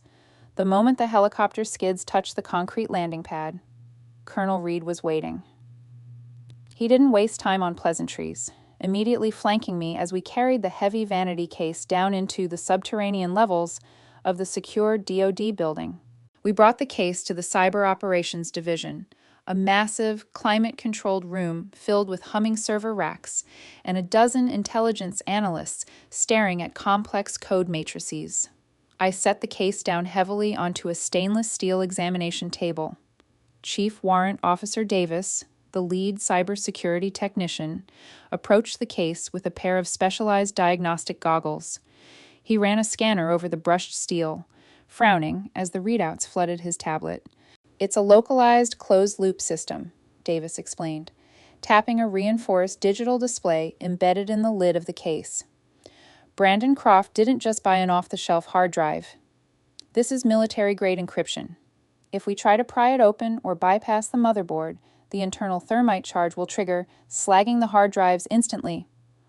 Colonel Reed crossed his arms, his jaw set in a hard line. Can we bypass the digital lock? Negative, sir, Davis replied, shaking his head. It requires a localized biometric signature, specifically a retinal scan and a multi-point fingerprint match. Croft hard-coded the biometric triggers to a specific user. Not Croft, I murmured, a cold realization settling over me. He couldn't risk being tied to the device if he was audited. He coded it to the blind drop. He coded it to Vanessa, Reed confirmed, turning to face me. We need her down here. Now. 10 minutes later, the heavy steel doors of the Cyber Operations Lab buzzed open. 2 armed federal agents escorted my sister into the room. Vanessa looked completely broken. The haughty, diamond-draped socialite from Kensington Jewelers was entirely gone, replaced by a terrified woman shuffling forward in a gray federal jumpsuit, her wrists bound in heavy steel cuffs. She blinked under the harsh blue lights of the server room, her eyes darting around the highly classified environment, before finally landing on the stainless steel table. When she saw the vanity case, she visibly flinched, taking a frantic step backward. That's it, she whispered, her voice trembling. That's the case Brandon gave me. Bring her forward, I instructed the agents. They guided her to the edge of the table. I stood across from her, the heavy case resting between us like an unexploded bomb. Vanessa, listen to me very carefully, I said, ensuring my voice carried absolute authority. This case contains the financial ledgers for a global terrorist syndicate. The men who want this case just shot up your beloved country club trying to get it. A man was shot. If they had found you there, you would be dead. Vanessa let out a strangled sob, her knees buckling slightly. I didn't know. Harper, I swear on my life, I didn't know what it was. He told me it was a Swiss makeup mirror. He said he spent $20,000 on it. I know you didn't know, I replied evenly. But right now, you are the only person who can open it. If the DoD analysts try to break it, the drives will melt, and the FBI loses their entire case against Brandon Croft. That means Croft walks, and you go to prison for the Vanguard Bank loan fraud. Her head snapped up, her bloodshot eyes widening in terror. No, I can't go to prison. Please, Harper. Then open the case, I ordered, pointing to the biometric scanner on the lid. Agent Burke stepped forward, unlocking her handcuffs and stepping back, his hand resting near his sidearm. Vanessa reached out with a trembling hand. Her fingers hovered over the polished steel. She looked absolutely terrified, a stark contrast to the arrogant woman who had slapped me just 48 hours prior. He told me to press my thumb here and look into the camera lens. Vanessa sniffled, wiping her nose with the sleeve of her jumpsuit. Do exactly that, Chief Davis instructed, bringing up a diagnostic screen to monitor the internal temperature of the case. Nice and easy. Do not pull away until the green light flashes. Vanessa took a deep, shuddering breath. She leaned over the heavy metal box, placing her right thumb squarely onto the digital scanner pad. A faint red laser swept across her digit, followed instantly by a small camera lens extending from the top bezel of the case, aligning with her right eye. The room held its collective breath for 5 agonizing seconds, the machine whirred, processing the biometrics. Then, a sharp electronic chime echoed through the lab. A bright green light illuminated the rim of the case, and the heavy, airtight seals hissed as they disengaged. Cold fluorescent lights reflected off the sleek, mechanical interior of the vanity case as the lid slowly rose. It was a masterpiece of deceptive engineering. The top layer featured an illuminated makeup mirror and velvet-lined compartments, exactly as Brandon Croft had promised his gullible fiancée. But as Chief Davis pressed a concealed release switch beneath the velvet, the entire cosmetic tray folded backward, revealing the true payload. 3 heavy, black, solid-state server drives sat nestled in a shock-absorbent gel matrix, glowing with faint amber LED lights. "Motherlode," Chief Davis breathed, immediately attaching an array of fiber optic cables to the drives. Within seconds, the massive monitors lining the walls of the Cyber Operations Lab began populating with cascading strings of data. "Colonel," one of the analysts called out, her fingers flying across her keyboard. "We're bypassing the secondary encryption now. The ledgers are intact. We have offshore account numbers, shell company routing data, and complete transaction histories dating back 4 years.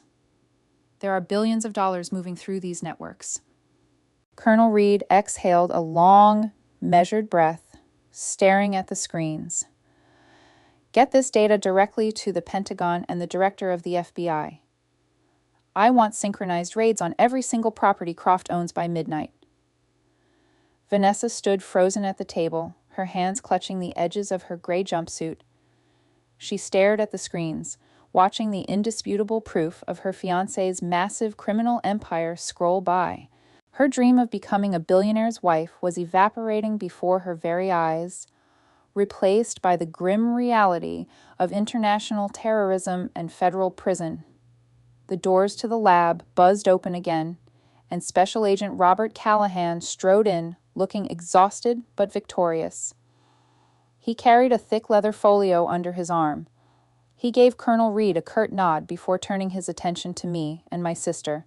"Captain Hayes, the extraction at the country club was a success, I hear," Callahan said, before leveling a cold stare at Vanessa. "It's a good thing we secured those drives, because your fiancé is currently sitting in an interrogation room at federal court, singing like a canary." Vanessa's head snapped toward him, a desperate glimmer of hope sparking in her eyes. "Brandon? Is he explaining everything? Is he telling them I had nothing to do with it?" Callahan let out a harsh, humorless laugh. He tossed the leather folio onto the table next to the open vanity case. "No, Miss Hayes. He is doing the exact opposite," Callahan stated brutally. "Brandon Croft is attempting to cut a plea deal with the Department of Justice. In exchange for a reduced sentence on the money laundering charges, he is offering to testify that you were the mastermind behind the fraudulent Vanguard Trust loan." Vanessa's mouth fell open, her eyes widening in absolute horror. "What? No, that's a lie. He told me to get the loan. He said his assets were frozen."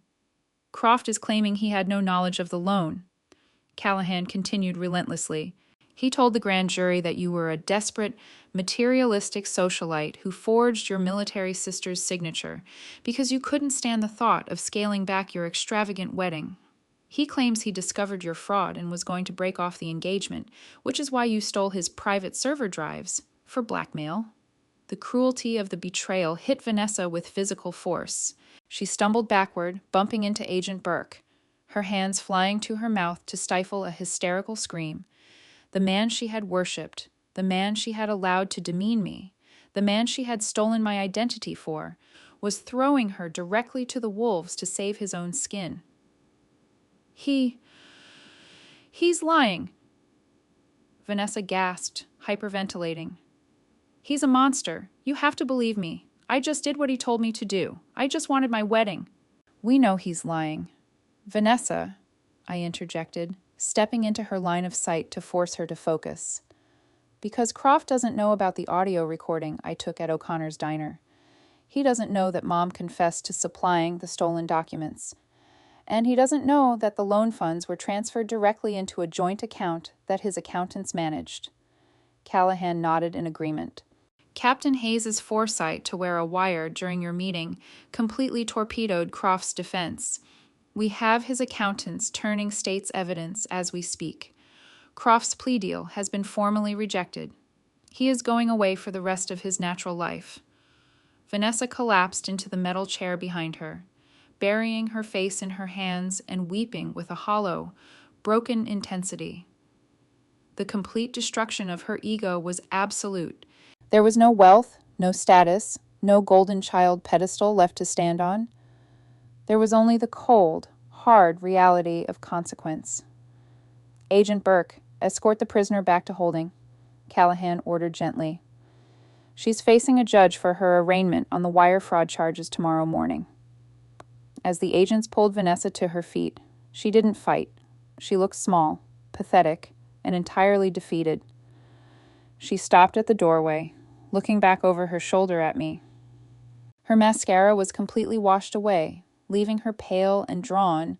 "Harper," she croaked, her voice barely a whisper. I met her gaze, feeling no triumph, only a profound sense of closure. "I told you." "Vanessa," I said softly, "you should have never put your hands on me." She dropped her head and let the agents lead her out into the sterile hallway, the heavy steel doors sliding shut behind her with a final, echoing thud. Colonel Reed clapped a heavy hand on my shoulder, breaking the silence in the lab. "You did good today, Captain. You secured the package, neutralized a hostile threat, and delivered the kill shot to a syndicate network. Your security clearance is fully reinstated, effective immediately." "Thank you, Colonel," I replied, standing at attention. "Go back to your hotel, get some sleep, and try to have a boring weekend." Reed smiled faintly. "I'll see you at 0800 on Monday for the final debrief." I nodded, gathered my gear, and walked out of the cyber lab. The storm had finally passed, leaving nothing but clear skies and a wide-open future ahead. Morning broke over the city with a cold, unrelenting drizzle that perfectly matched the grim atmosphere surrounding the federal courthouse on Foley Square. The media circus had already pitched their tents by the time my armored transport pulled up to the rear entrance. News vans from CNN, Fox, and local affiliates blocked the sidewalks, their camera lenses pressed against the barricades like starving predators waiting for raw meat. The story of Brandon Croft, the handsome billionaire real estate developer unmasked as a cartel money launderer, had dominated the global news cycle for 48 hours. But the media had a new, even juicier angle today. His glamorous socialite fiancée and her mother, arrested in a suburban diner for federal wire fraud, stepping through the heavy, revolving doors of the courthouse. The chaos of the press was instantly muted, replaced by the hushed, ecclesiastical quiet of the federal justice system. I was dressed in my Class A uniform, a deliberate choice approved by Colonel Reed. My medals caught the ambient light, a stark, silent testament to the very honor and integrity my family had tried to exploit. Federal marshals escorted me to a reserved seat in the front row of the gallery, directly behind the prosecution's table. Assistant United States Attorney Samantha Pierce, a sharp, unyielding woman in a tailored Navy Brooks Brothers suit, gave me a brief, respectful nod as she organized her thick binders of evidence. Across the aisle, the defense table was a scene of palpable panic. Because their assets had been frozen by the Department of Justice, my mother and sister could not afford the high-powered, $1,000 an hour defense attorneys they had always bragged about having on speed dial. Instead, they were represented by a pair of overworked public defenders who looked like they hadn't slept since Thursday. The heavy oak doors at the side of the courtroom swung open, and the bailiff's voice echoed off the high marble ceilings. "All rise." The Honorable Judge Michael Bennett presiding. Judge Bennett was a no-nonsense jurist with a reputation for handing down maximum sentences to white-collar criminals. He took his seat, adjusting his glasses, and signaled for the defendants to be brought in. Caroline and Vanessa were led into the courtroom in matching orange federal jumpsuits, their wrists securely handcuffed to waist chains. The sight of them was jarring. The women who had practically lived at the Chanel counter and spent thousands of dollars a week at exclusive salons now looked haggard, terrified, and utterly stripped of their manufactured superiority. Vanessa's roots were already showing, her posture slumped, her eyes darting nervously around the gallery until they landed on me. She flinched, quickly looking away, unable to bear the weight of the uniform she had so viciously mocked at Kensington Jewelers. Case number 448, United States versus Vanessa Hayes and Caroline Hayes, Judge Bennett announced, his voice devoid of any sympathy. Charges include aggravated identity theft, wire fraud, and conspiracy to commit federal bank fraud. How do the defendants plead?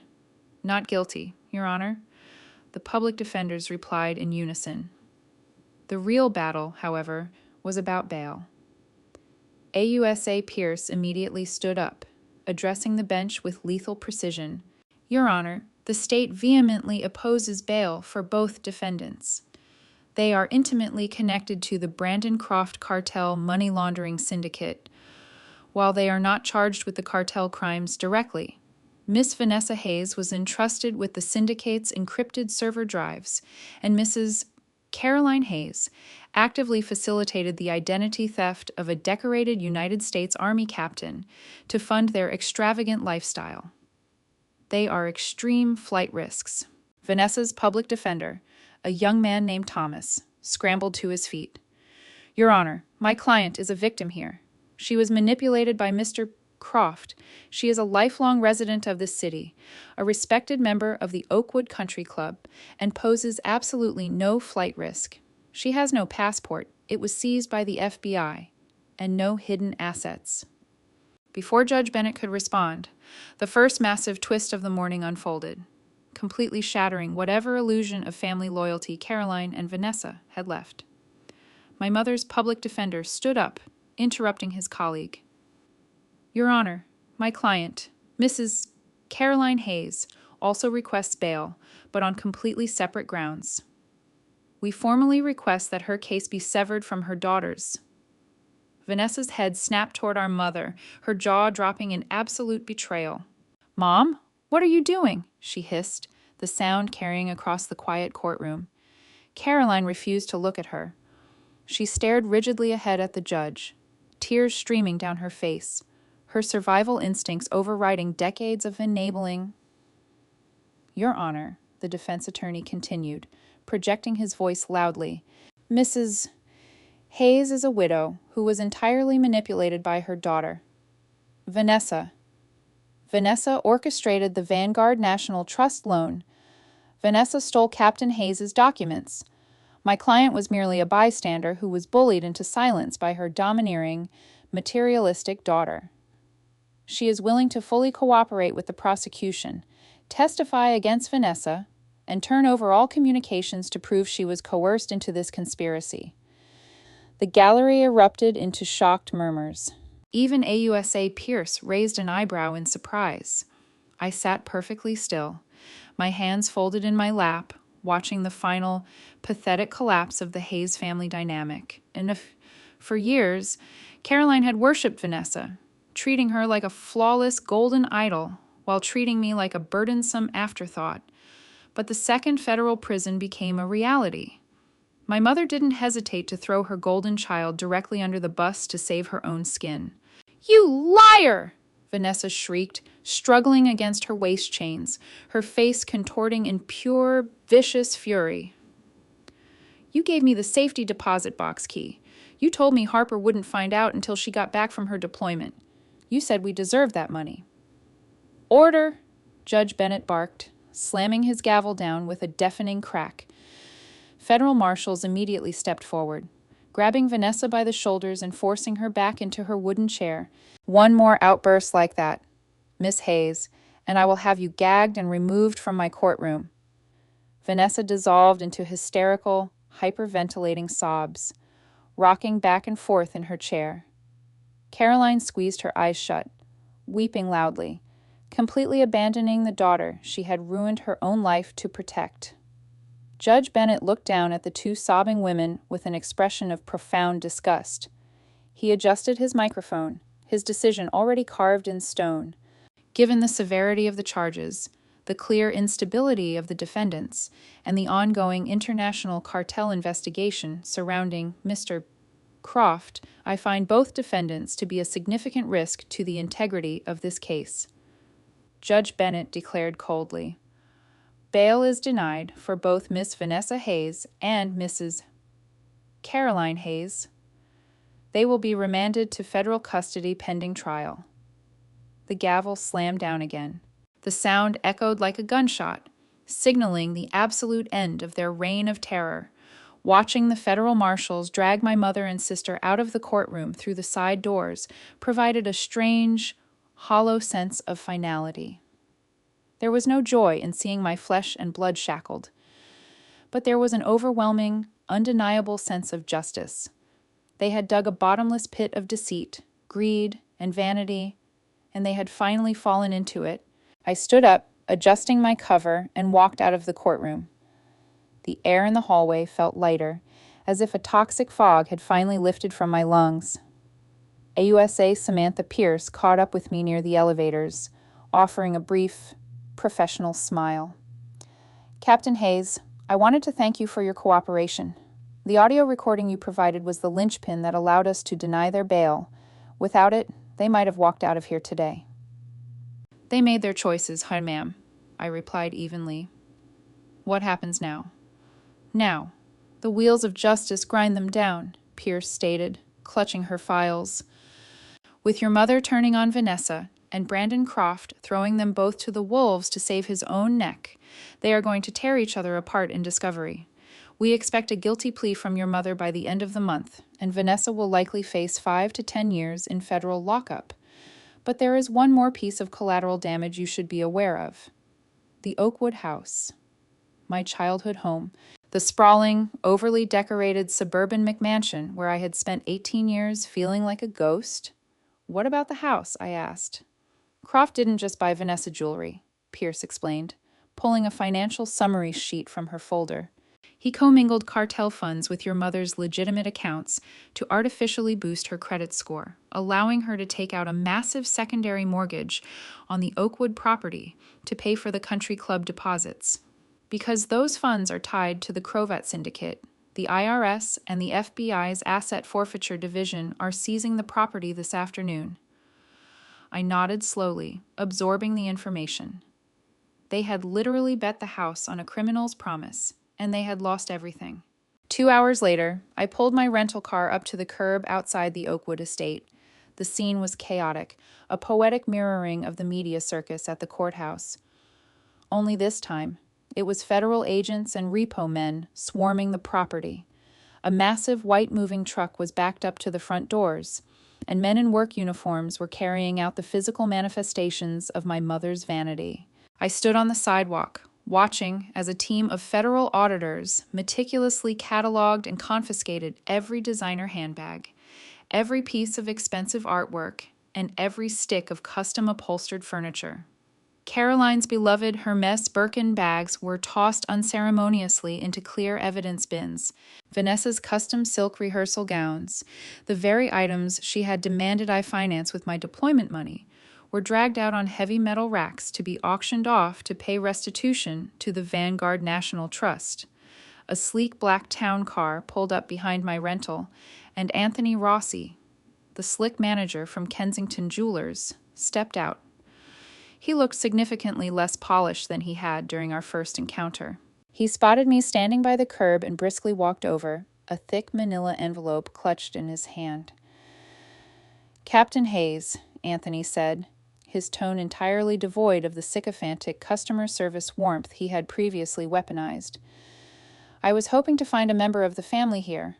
I have court-ordered documents to serve." "They are in federal lockup, Mr. Rossi," I replied smoothly, crossing my arms.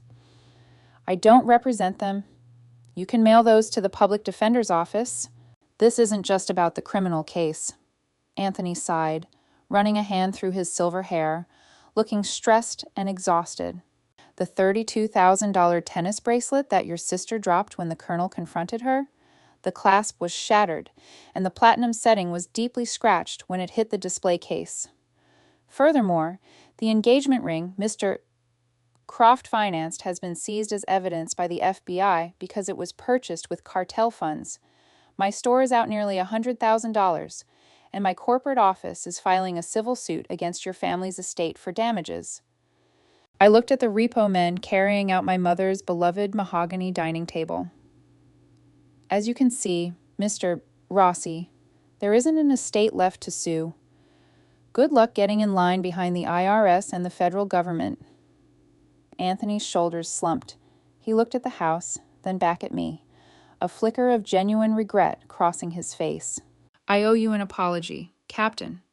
I judged you based on your appearance, and I allowed your mother and sister to treat you abominably in my showroom. I was blinded by the prospect of a massive commission. It was unprofessional, and I am paying a heavy price for it. You catered to monsters because they promised you gold, I said softly, but firmly. It's a common mistake, but it's not my problem to fix. I turned my back on the jeweler, walked to my rental car, and opened the door. I took one last look at the Oakwood house. The front door was wide open, the interior completely gutted, hollowed out by the very greed that had sustained it for so long. It was an empty shell, exactly like the women who used to live inside it. I slid into the driver's seat, started the engine, and pulled away from the curb without a second glance. I had an appointment with a real estate agent across town. I had a substantial amount of deployment pay saved up, an immaculate credit score, and an honorable career. It was time to buy a house of my own, a quiet, sturdy place with a big backyard, miles away from the country club, where the ghosts of my past could never reach me. For the first time in my entire life, the road ahead was completely clear, and the silence was absolutely beautiful. Sunlight streamed through the floor-to-ceiling windows of the real estate office, illuminating the glossy brochures scattered across the polished mahogany desk. Benjamin Cooper, a seasoned broker with a warm smile and a meticulously tailored suit, handed me a sleek silver pen. "Just sign on the dotted line, Captain Hayes, and the property is officially yours," he said, tapping the bottom of the thick stack of closing documents. The house was exactly what I needed. A sturdy, mid-century modern build nestled on 2 acres of dense, wooded property on the quiet outskirts of the city. It was private, highly secure, and most importantly, it was entirely mine, purchased with money earned through grit, discipline, and honorable service, not deceit and cartel fraud. I signed my name with a decisive flourish, feeling a profound sense of accomplishment wash over me. For the first time in my life, I had a true sanctuary. Moving in took less than a day. Unlike my mother and sister, who required fleets of moving trucks to transport their endless wardrobes and gaudy furniture, my possessions were streamlined and practical. By nightfall, I had set up my bed, organized my kitchen, and settled onto the back porch with a hot cup of coffee. The woods behind my property were pitch black, filled with the soothing chorus of crickets and the rustle of wind through the heavy oak branches. It was a stark, beautiful contrast to the deafening chaos that had consumed my family.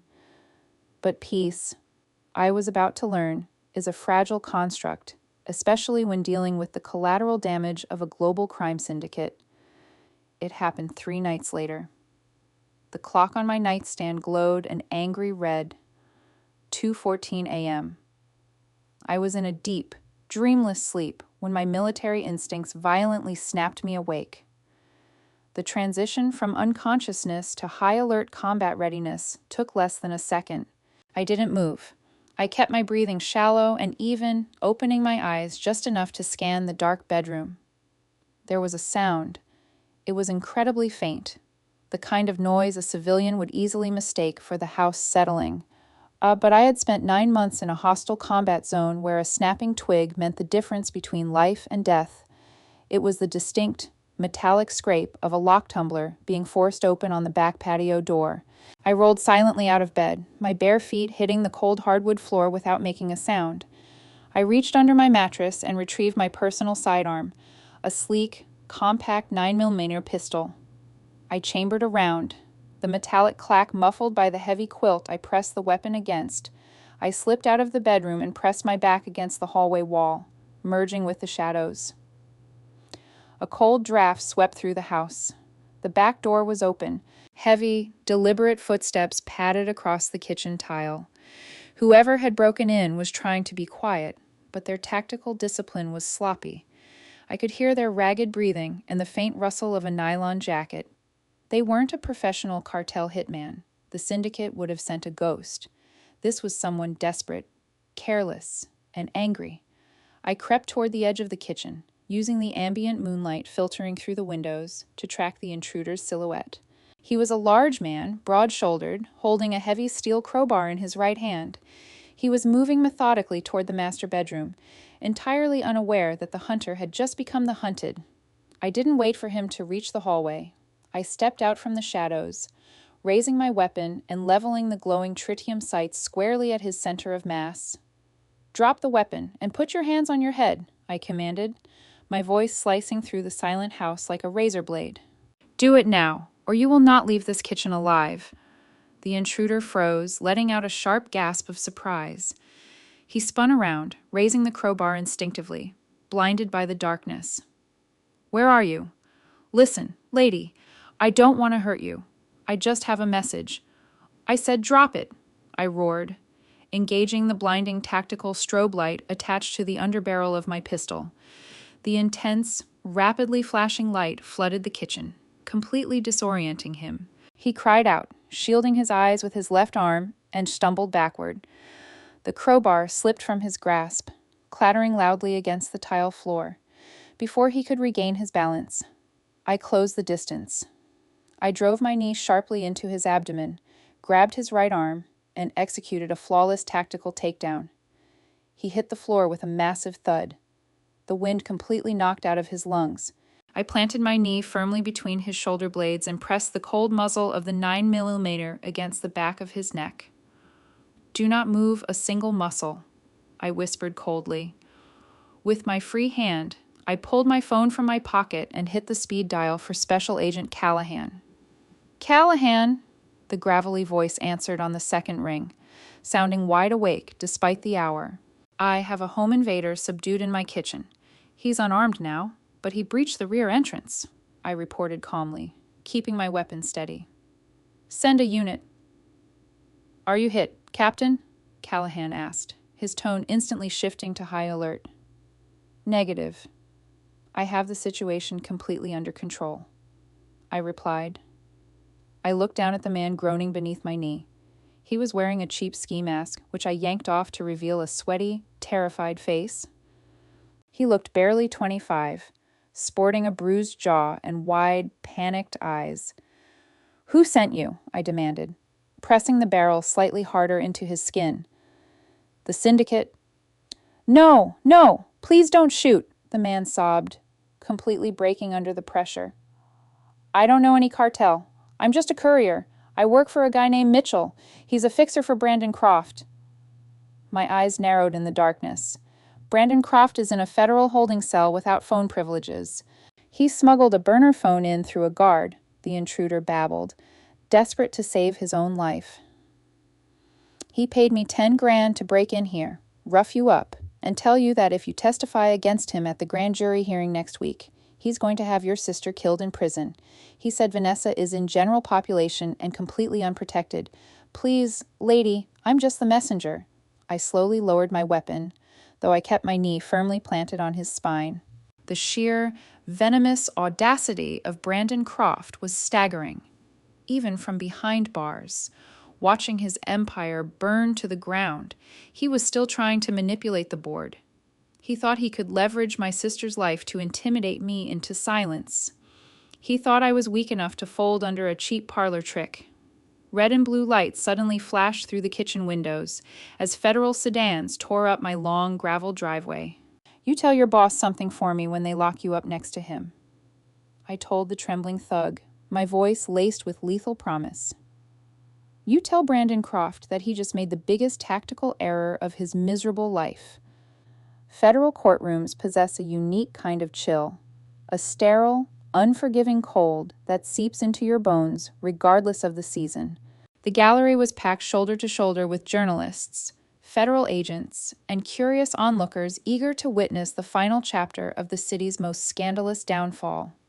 I sat in the witness chair, the polished wood hard against my back, and wearing my dress uniform, perfectly pressed and immaculately presented. Across the room, Brandon Croft sat at the defense table. He was no longer the smug, untouchable billionaire who had belittled me in Kensington Jewelers. The tailored Armani suits were gone, replaced by a baggy, olive-green Department of Corrections jumpsuit. His face was pale, his arrogant smirk replaced by a tight, nervous grimace. Vanessa was seated at a separate table to the far left, representing the prosecution's star witness. She looked like a hollow shell of a human being. The weeks in federal lockup had stripped away every ounce of her vanity. She stared down at her chained hands, refusing to make eye contact with anyone, completely destroyed by the realization that her fairy tale romance was actually a nightmare orchestrated by a sociopath. Brandon's defense attorney, a slick, aggressive man named Mitchell Donovan, paced back and forth in front of the witness stand.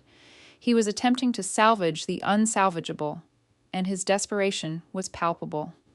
"Captain Hayes," Donovan began, his voice dripping with condescension, "you expect this court to believe that my client, Mr. Croft, masterminded this elaborate Vanguard trust fraud, when your own mother confessed to supplying the forged documents?" "My mother supplied the documents to my sister. Yes," I answered, my voice carrying clearly across the silent courtroom. "But the loan funds were transferred directly into a joint account managed exclusively by Mr. Croft's accounting firm. He controlled the capital." "Objection," Donovan snapped. "Conjecture. My client was a busy real estate titan. He had no idea his fiancée was funneling fraudulent money into his accounts to pay for her extravagant wedding demands. Isn't it true, Captain Hayes, that you have a deep, personal vendetta against my client and your sister?" AUSA. Samantha Pierce stood up calmly. "Objection, Your Honor," badgering the witness. "Overruled. The witness may answer," Judge Bennett rumbled. Donovan leaned closer, a predatory gleam in his eye. "You were jealous, weren't you? You came home from your military deployment to find your sister marrying a billionaire, draped in diamonds, living the high life, while you had nothing? You orchestrated this entire setup to ruin them because you couldn't stand her success." I didn't blink. I didn't raise my voice. I simply looked at Donovan with the cold, dead-eyed stare of an intelligence officer who had seen actual monsters in the desert. "I have served my country in active combat zones. Mr. Donovan," I stated evenly, the absolute authority in my voice commanding the attention of every single person in the room. "I have secured national assets, saved the lives of my fellow soldiers, and earned the respect of my command. I assure you, I have never spent a single second of my life being jealous of a woman who values a tennis bracelet over her own family's integrity." A low murmur rippled through the gallery. Even Judge Bennett looked impressed by the sheer discipline of the response. Donovan's face flushed an angry red. He had tried to rattle me, and he had completely failed.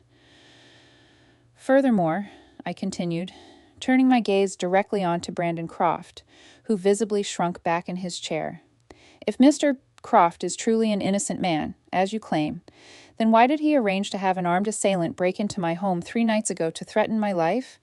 The courtroom erupted into absolute chaos. Journalists gasped, frantically typing on their laptops.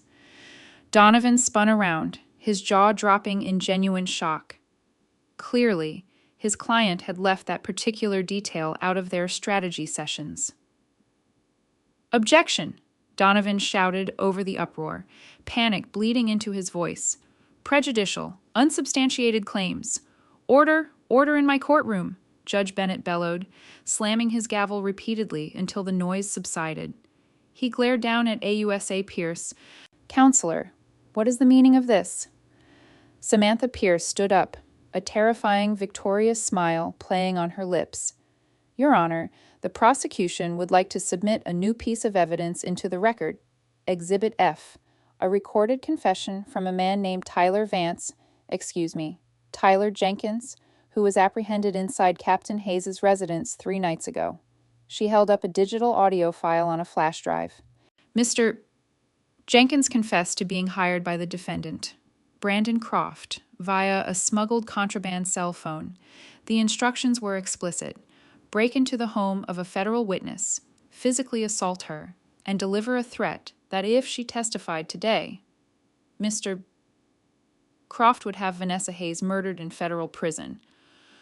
Vanessa let out a blood-curdling scream of pure terror, her head snapping up to stare at Brandon. "Shut up!"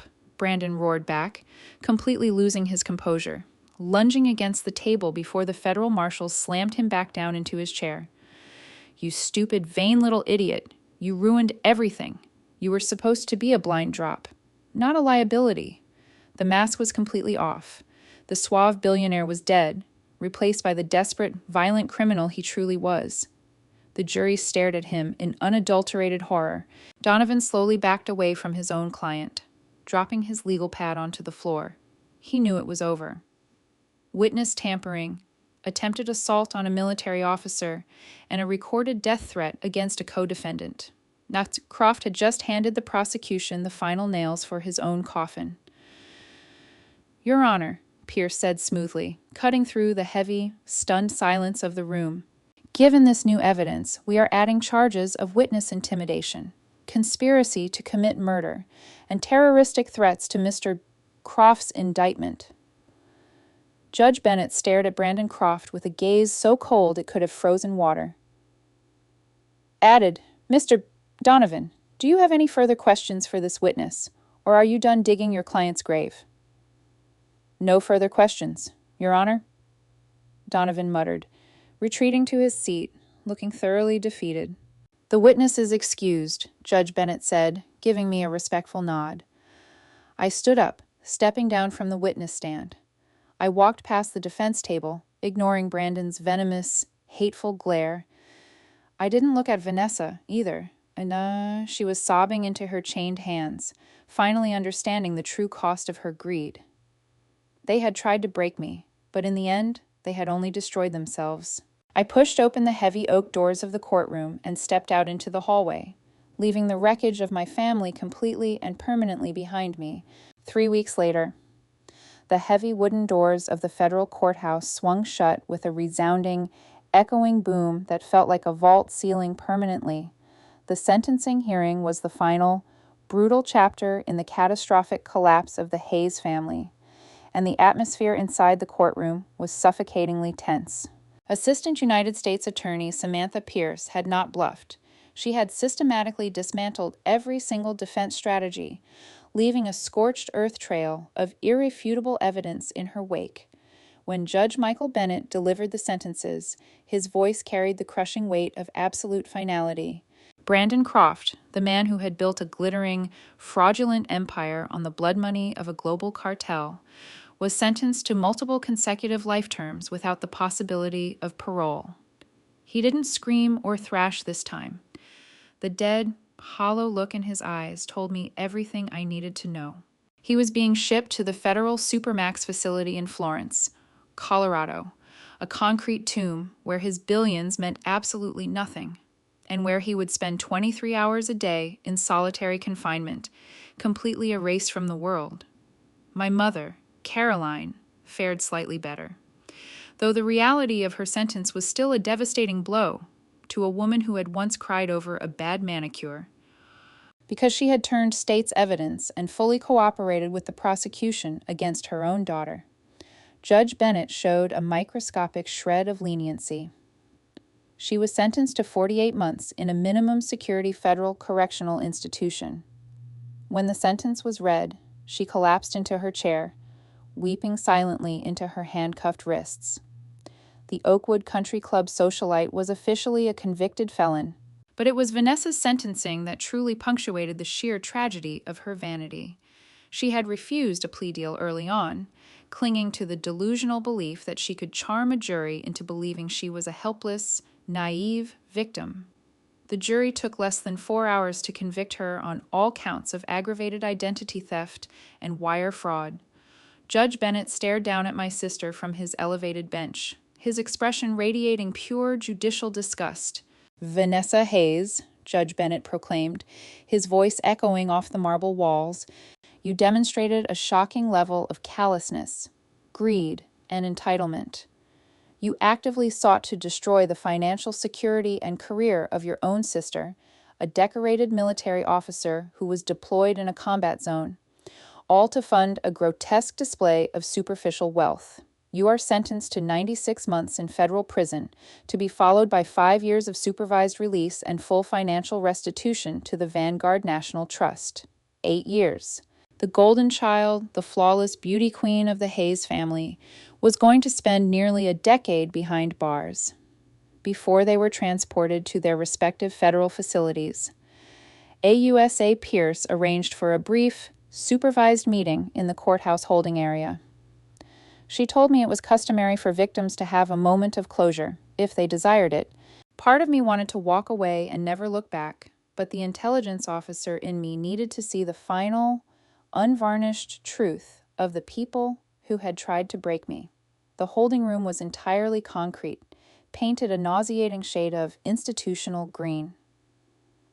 A thick pane of reinforced glass divided the room. Vanessa sat on the other side, wearing a scratchy, oversized orange jumpsuit. Her hair, once a cascade of expensive blonde extensions, was dull, knotted, and hanging limply around her pale, gaunt face. She looked up when I walked in and sat down in the metal chair on the free side of the glass. She picked up the heavy black receiver. I did the same. "You came," Vanessa whispered, her voice raspy and broken from weeks of crying. "I did," I replied, my voice steady, betraying no emotion. "I wanted to see it for myself. The end of the road." She pressed her trembling hand against the thick glass. "Harper, please, I'm terrified. They're transferring me to a facility in Danbury tomorrow. I don't know how to survive in there. I have nothing. Brandon's assets are gone. Mom's accounts are seized. I don't even have money for soap or toothpaste from the commissary." For a fraction of a second, a phantom pang of sisterly sympathy flickered in my chest. But then, she kept talking.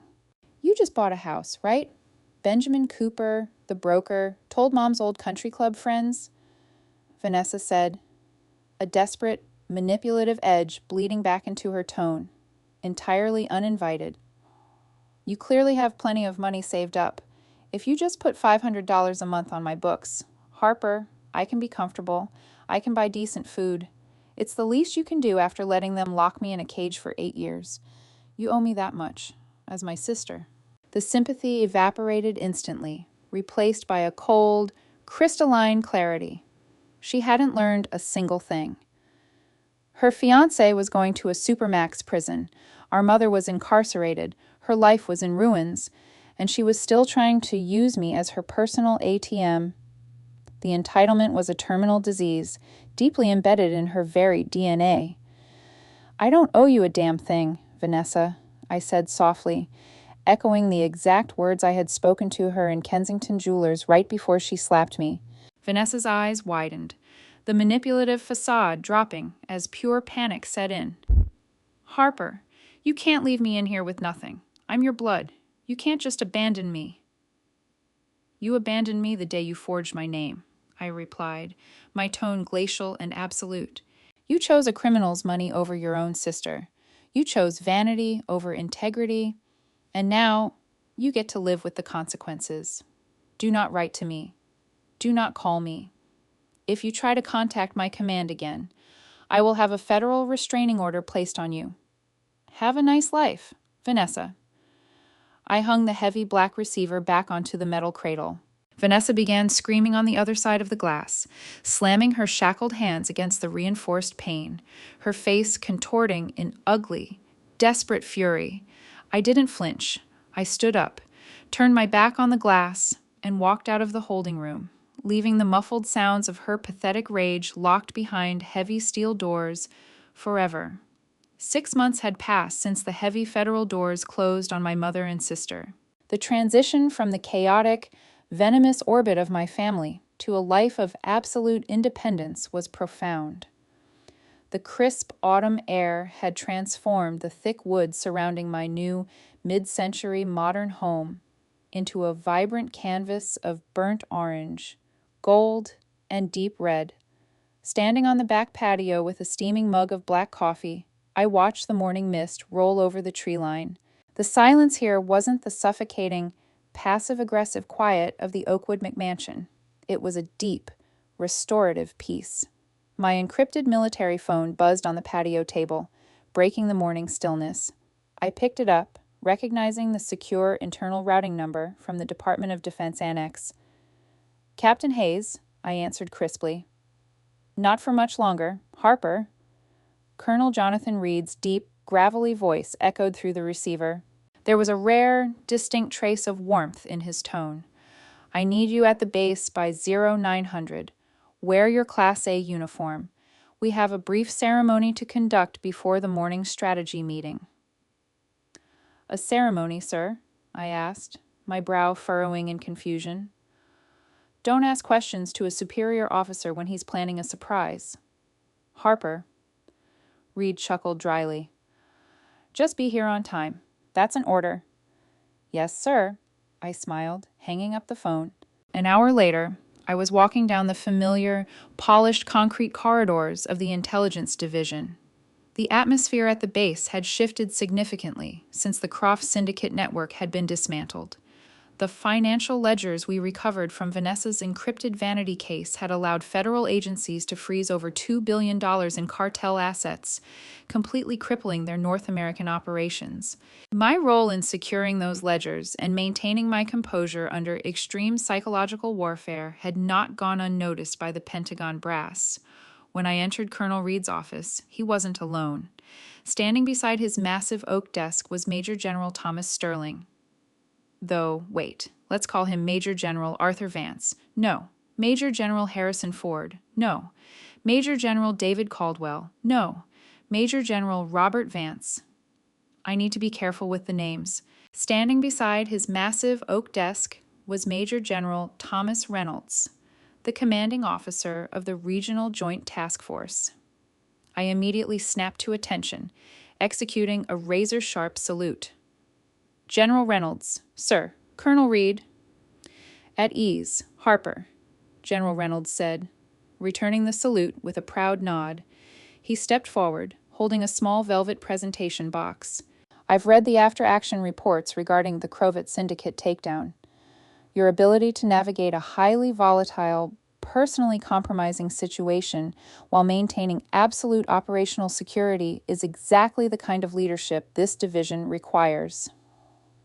Colonel Reed stepped forward, a genuine smile cracking his weathered face. He took the velvet box from the general and opened it. Resting on the dark satin were two gleaming, gold oak leaf insignias. By order of the Secretary of the Army, and upon the recommendation of your commanding officers, it is my distinct honor to promote you to the rank of Major, Colonel Reed announced, his voice swelling with pride. He stepped forward, carefully removing the silver captain's bars from my lapels and pinning the gold oak leaves in their place. The physical weight of the new rank was negligible, but the emotional gravity was staggering. My family had spent my entire life telling me that my military service was an embarrassment, a blue-collar failure to secure a wealthy husband. But standing in that office, surrounded by men of honor who recognized my true worth, I felt an overwhelming sense of validation. I hadn't just survived my toxic family, I had conquered the limitations they tried to place on me. Congratulations, Major Hayes, Reed said, stepping back and delivering a crisp salute. Thank you, sir, I replied, my voice thick with emotion as I returned the gesture. Later that evening, after the handshakes, the debriefings, and the quiet celebrations with my unit, I pulled my SUV into the long, winding gravel driveway of my woodland home. The security floodlights clicked on, illuminating the sturdy, beautiful house I had bought with my own blood, sweat, and integrity. I unlocked the front door, disarmed the security system, and walked inside. I took off my uniform jacket and carefully draped it over a chair, the gold oak leaves catching the light from the hallway chandelier. I walked over to the massive stone fireplace in the center of the living room and sparked a fire, watching the flames crackle and dance against the hearth. I poured myself a glass of expensive bourbon, walked out to the back patio, and looked up at the endless canopy of stars visible through the bare autumn trees. The phantom sting on my left cheek, the humiliating slap that had set this entire explosive chain of events into motion, was entirely gone. Vanessa had struck me in that jewelry store, hoping to assert her dominance, hoping to remind me that I was nothing compared to her glittering, billionaire lifestyle. Instead, she had shattered the glass illusion of her own life, inadvertently handing me the hammer. They were sitting in federal cells, stripped of their designer clothes, their country club memberships, and their arrogant pride. They were drowning in a reality entirely of their own making. Meanwhile, I was standing on my own land, wearing the rank of a field-grade officer, holding a glass of good whiskey in absolute, unbroken peace. Blood does not automatically make you family. Sometimes, it just makes you a target. But the beautiful thing about being a soldier is that you learn exactly how to defend yourself, neutralize the threat, and rebuild the perimeter stronger than ever before.